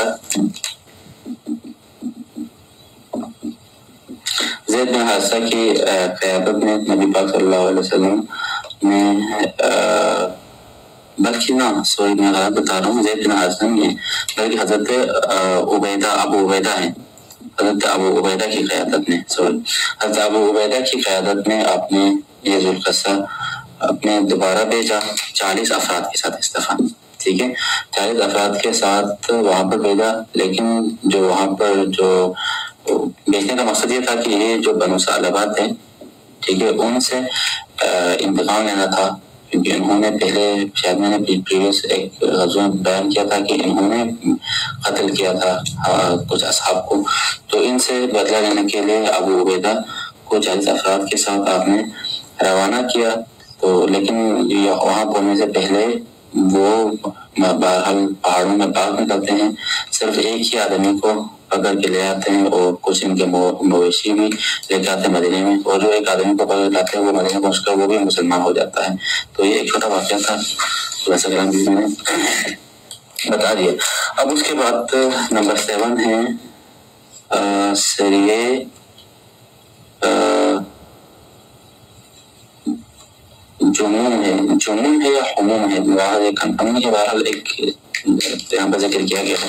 تو یہ سریہ کب پیش آتا ہے؟ یہ ربیع الاخر میں، ٹھیک ہے، نبی پاک صلی اللہ علیہ وسلم نے زید بن حارثہ کی قیادت میں یعنی حموم نامی جگہ پر روانہ کیا، ٹھیک ہے، اور یہ حموم جو ہے وہ ایک بن سلیم کے چشمے کا نام ہے، تو وہاں پر ایک قبیلہ ہے، قبیلہ مزینہ، ٹھیک ہے، تو ان کی ایک عورت مسلمانوں کی گرفت میں آئی، ٹھیک ہے، اس نے بنو سلیم، کیونکہ یہ جنگ بنو سلیم کے خلاف تھی، ٹھیک ہے، تو بنو سلیم کے بارے میں اس عورت نے پورا بتایا، اور جب مسلمان وہاں پہ گئے تو وہ فرار ہو چکے تھے، ٹھیک ہے، تو صرف ان کے مویشی ہاتھ آئے، وہی لے کے آئے، بعد میں اس عورت کو بھی ساتھ لے کے آئے مدینے میں، نبی پاک صلی اللہ علیہ وسلم کے حوالے کیا، نبی کریم نے کیونکہ انہوں نے اسلام لایا تو ان کو آداب کرنے کے بعد ان کی شادی بھی کرا دی، ٹھیک ہے۔ اچھا جی، اس کے بعد سریہ نمبر 8 ہے، وہ ہے سریہ عیز۔ سریہ عیز کیا ہے؟ تو یہ وہ سریہ پیش آیا ہے 6 ہجری جمادی الاول کو، یہ سریہ پیش آیا ہے۔ تو کہا جاتا ہے کہ حضرت زید کی قیادت میں یہ سریہ نکلا، 170 اصحاب تھے، میں نے پاک وسلم نے روانہ کیا، تو یہ 170 افراد عیس کی جانب روانہ ہوئے، جس میں قریش کے ایک قافلے کا پورا سامان ہاتھ آیا، جو کہ نبی پاک صلی اللہ علیہ وسلم کے جو داماد تھے حضرت ابو العاص، ٹھیک ہے، تو ان کی سربراہی میں یہ قافلہ قیادت کر رہا تھا، تو پورا سامان مسلمانوں کے ہاتھ آیا، ٹھیک ہے، تو وہ خود پورا قافلہ تو گرفتار نہ ہو سکے، لیکن یہ سیدھے مدینہ آتے ہیں، مدینہ آ کر حضرت زینب کے پاس گئے اور انہوں نے آپ صلی اللہ علیہ وسلم سے سفارش کرائی اور تمام مال واپس نبی پاک صلی اللہ علیہ وسلم نے ان کو لوٹایا، ٹھیک ہے، وہ مدینہ سے چلے گئے مال لے کر، اور جاتے ہوئے یہ مسلمان ہو کے چلا گیا، تو یہ ایک سریہ تھا۔ اس کے بعد نمبر 9 ہم سریہ کی بات کریں تو وہ ہیں سریہ طرف یا طرق، ٹھیک ہے، 2 لفظ مرغوب ہے اس سریہ کے لیے۔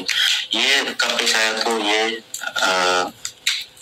بھی جمادی الاول 6 ہجری کو پیش آیا، جس کی قیادت حضرت زید نے کی ہے، اور 15 افراد پہ یہ قیادت مشتمل تھی، یعنی حضرت زید کی قیادت میں تقریباً 15 افراد کو طرف یا طرف نبی مقام کی طرف روانہ کیا گیا، لیکن وہ جو وہاں پر جن کے خلاف یہ لڑنے جا رہے تھے ان بدوؤں کو خبر ملی، ٹھیک ہے، خبر مل کر وہ آنے سے پہلے ہی انہوں نے راہ فرار اختیار کی۔ بہرحال یہ قافلہ واپس آ جاتا ہے، لیکن ان کے ہاتھ میں ٹوٹلی 4 اونٹ حاصل ہو جاتے ہیں۔ یہ 4 اونٹ لے کے 4 روز قیام کے بعد واپس مدینے چلے جاتے ہیں۔ بہرحال یہ چھوٹے چھوٹے واقعات ہیں، ذہن میں رہیں، ٹھیک ہے۔ اس کے بعد جو 10واں سریہ ہے وہ ہیں سریات۔ بہرحال میں اس کتاب کا کوئی بھی ٹاپک نہ رہے اس وجہ سے کمپلیٹ کر رہا ہوں، لیکن وہ امپورٹنٹ نہیں ہے۔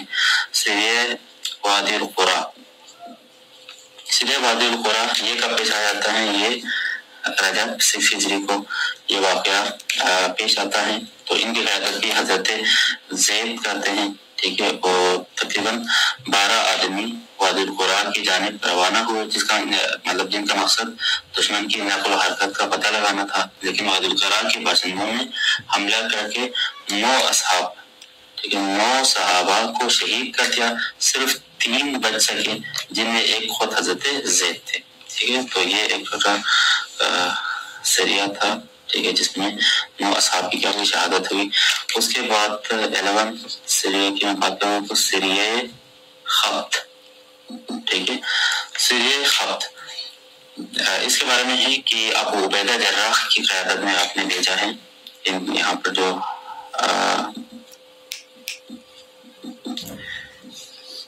لشکر کا سپہ سالار ابو عبیدہ جراح کی قیادت میں نبی پاک صلی اللہ علیہ وسلم نے 300 افراد روانہ کیے، جن کا مقصد قریش کے قافلے کا پتہ لگانا تھا، ٹھیک ہے۔ تو اس قافلے کے بارے میں بتایا جاتا ہے کہ بھوک سے اصحاب نڈال ہو کر پتے، مطلب جھاڑیوں میں جا کے پتے نکال کے یہ لوگ کھاتے تھے، ٹھیک ہے، یعنی کہ بہت ہی نازک حالت تھی، ٹھیک ہے۔ تو اسی لیے اس سریے کو خبت کہا گیا۔ خبت یعنی مطلب جاڑے جانے والے پتوں کو کہا جاتا ہے۔ بھوک کی وجہ سے اصحاب نے پتے کھائے، اس وجہ سے یہ خبت کہا ہے۔ تو اس کے بعد ایک اونٹ ذبح کیا، پھر 3 اونٹ ذبح کیے گئے، پھر اس کے بعد 3 ذبح کیے گئے۔ اس کے بعد کہا جاتا ہے کہ سمندر میں امبر نامی ایک بہت بڑی مچھلی باہر پھینک دی، تو وہ یہ کھا کر قریظہ کرام کی مدینے میں آئے۔ تو یہ سریہ بھی یہاں پر کمپلیٹ ہوتا ہے۔ اس کے بعد ہے ایک غزوہ، اب میں کو مٹا دیتا ہوں تاکہ اس غزوے کا نام ہے، یہ تھوڑا امپورٹنٹ ہے، ذہن میں رہیں، غزوہ بنی مستلق، ٹھیک ہے، غزوہ بنی مستلق، یا اس کا ایک دوسرا نام بھی ہے، وہ ہے غزوہ مریسی، ٹھیک ہے، یہ دونوں اس کا نام ہے۔ یہ غزوہ کب پیش آیا ہے؟ تو یہ غزوہ بھی ماہ شعبان 6 ہجری میں پیش آیا ہے، ٹھیک ہے۔ تو وجہ کیا تھی اس غزوہ کی؟ وجہ یہ تھی کہ آپ نبی پاک صلی اللہ علیہ وسلم کو خبر ملی کہ بنو مستلق کا سردار، ٹھیک ہے، ان کا ایک سردار ہے، اس کا نام ہے حارث بن ابی فرار، ٹھیک ہے۔ نبی پاک صلی اللہ علیہ وسلم کو خبر ملی کہ بنو مستلق کا جو سردار ہے حارث بن ابی فرار، تو آپ صلی اللہ علیہ وسلم سے جنگ کے لیے یہ اپنے قبیلے اور دیگر عربوں کو لے کر آ رہا ہے۔ تو جب آپ صلی اللہ علیہ وسلم کو یہ خبر ملی تو آپ صلی اللہ علیہ وسلم نے خبر کی تصدیق کے لیے بریدہ اسلمی کو بھیجا، ٹھیک ہے۔ جب تصدیق ہوئی تو آپ صلی اللہ علیہ وسلم نے اصحاب کو لے کر، جن کا علمبردار یہاں پر ابو بکر ہے، ٹھیک ہے، ابو بکر، ٹھیک ہے، تو ان کو لے کر مدینے میں جو نبی پاک صلی اللہ علیہ وسلم جس کو نائب بنایا وہ تھے زید بن حارث کو مدینے کا نائب بنایا، ٹھیک ہے۔ اس کے بعد یہ جو موریسی کا جو چشمہ ہے، یہ چشمے کا نام ہے، ٹھیک ہے، یہاں پر پہنچے، اور جب یہاں پہنچے تو یہ جو بنو مستلق ہے، ان کے ساتھ کیا ہوئی؟ تیر اندازی ہوئی، ٹھیک ہے۔ تو بنو مستلق کے کچھ مارے گئے، اور کچھ افراد اور کچھ عورتیں اور بچے مسلمانوں کے قید میں آئے، ان کی مال مویشی بکریاں بھی مسلمانوں کے ہتھے چڑھ گئی، ٹھیک ہے۔ تو کہا جاتا ہے کہ ایک مسلمان بھی غلطی سے کسی انصاری کے ہاتھوں اس جنگ میں شہید ہوا، ٹھیک ہے، اور انہی قیدیوں نے حضرت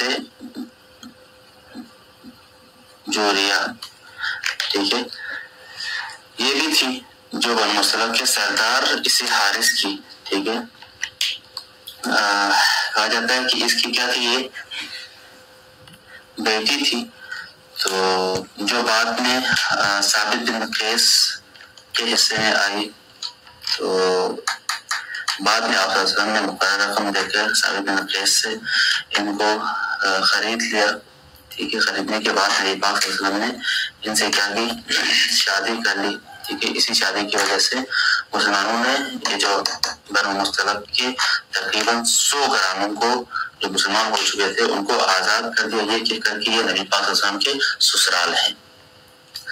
اچھا جی، اسی غزوے کے 2 اور اہم واقعات ہیں، ان کو میں شارٹلی بتاؤں گا، اور انہی واقعات کے ساتھ منافقین کا جو کردار رہا ہے۔ ایک تو مدینے سے ذلیل ترین آدمی وہ کیا کہتے ہیں جو منافقین کا سرگنا تھا عبداللہ بن ابی، اس کو مدینے سے بے دخل کیا گیا، اور دوسرا جو واقعہ افک کا جو واقعہ پیش آیا تھا، ٹھیک ہے، حضرت صفوان حضرت عائشہ کو لے کے آئے تھے، تو یہ واقعہ بھی اسی کے بعد ہوا ہے۔ بہرحال ان کے بارے میں ہم ڈیٹیل میں بعد میں بات کرنا ہے، یہ آنے مطلب اپنے جگہ پر ہم بات کریں گے، واقعہ افک کے بارے میں ہم ڈسکس کریں گے، تو اس وقت افک کا موضوع بہرحال میں اس کو نہیں چھوڑتا، ٹھیک ہے۔ اب اس کے بعد ہم بات کرتے ہیں کچھ فوجی مہمات ہیں غزوہ مصطلق یا غزوہ مرسی کے بعد کے فوجی مہمات، ان میں سے کیا کیا ہے تو شارٹلی اگر میں بتاؤں تو سب سے پہلے ہے سریہ دیار بنی کلب علاقہ دومت الجندل، ٹھیک ہے، یہ کب پیش آیا ہے تو یہ شعبان 6 ہجری کو، تو آپ صلی اللہ علیہ وسلم نے حضرت عبد الرحمن بن عوف کی قیادت میں بھیجا اور آپ نے وصیت کی کہ لڑائی میں اچھی صورت اختیار کریں اور اگر وہ اطاعت کریں تو ان کے بادشاہ کی لڑکی سے شادی کرنا، تو وہ 3 دن لگاتار اسلام کی دعوت دیتے رہے، بالآخر یہ جو لوگ تھے یہاں کے بنی یا دیار بن کلب کے جو لوگ تھے انہوں نے اسلام قبول کیا، ٹھیک ہے، تو اس کے بعد یہاں سے اصحاب واپس آئے۔ اس کے بعد نیکسٹ اور سریہ ہے جو پیش آیا ہے وہ ہے سریہ دیار بنی سعد علاقہ فدق، ٹھیک ہے، یہ کب پیش آیا ہے تو یہ بھی شعبان 6 ہجری میں ہی پیش آیا ہے، ٹھیک ہے، تقریباً 200 افراد کے ساتھ حضرت علیہ السلام کو پیغمبر خاتم النبوت نے بھیجا۔ مقصد یہ تھا کہ آپ صلی اللہ علیہ وسلم کو خبر ملے کہ ساتھ کے لوگ یہود کی مدد یعنی ان کی مدد کرتے ہیں، تو نبی پاک صلی اللہ علیہ وسلم کے حکم سے حضرت علیہ السلام کے ساتھ تقریباً 200 افراد آپ نے بھیجے۔ ایک جاسوس پکڑا گیا اسی سریے کے دوران، تو اس نے تصدیق کی کہ وہ خیبر کے کیا کہتے ہیں کھجوروں کے عوض یہودیوں کی کیا کرتے ہیں مدد کرتے ہیں، تو آپ علیہ السلام نے حملہ کر کے تقریباً ان کے 50 اونٹ اور 2000 بکریاں قبضے میں لیا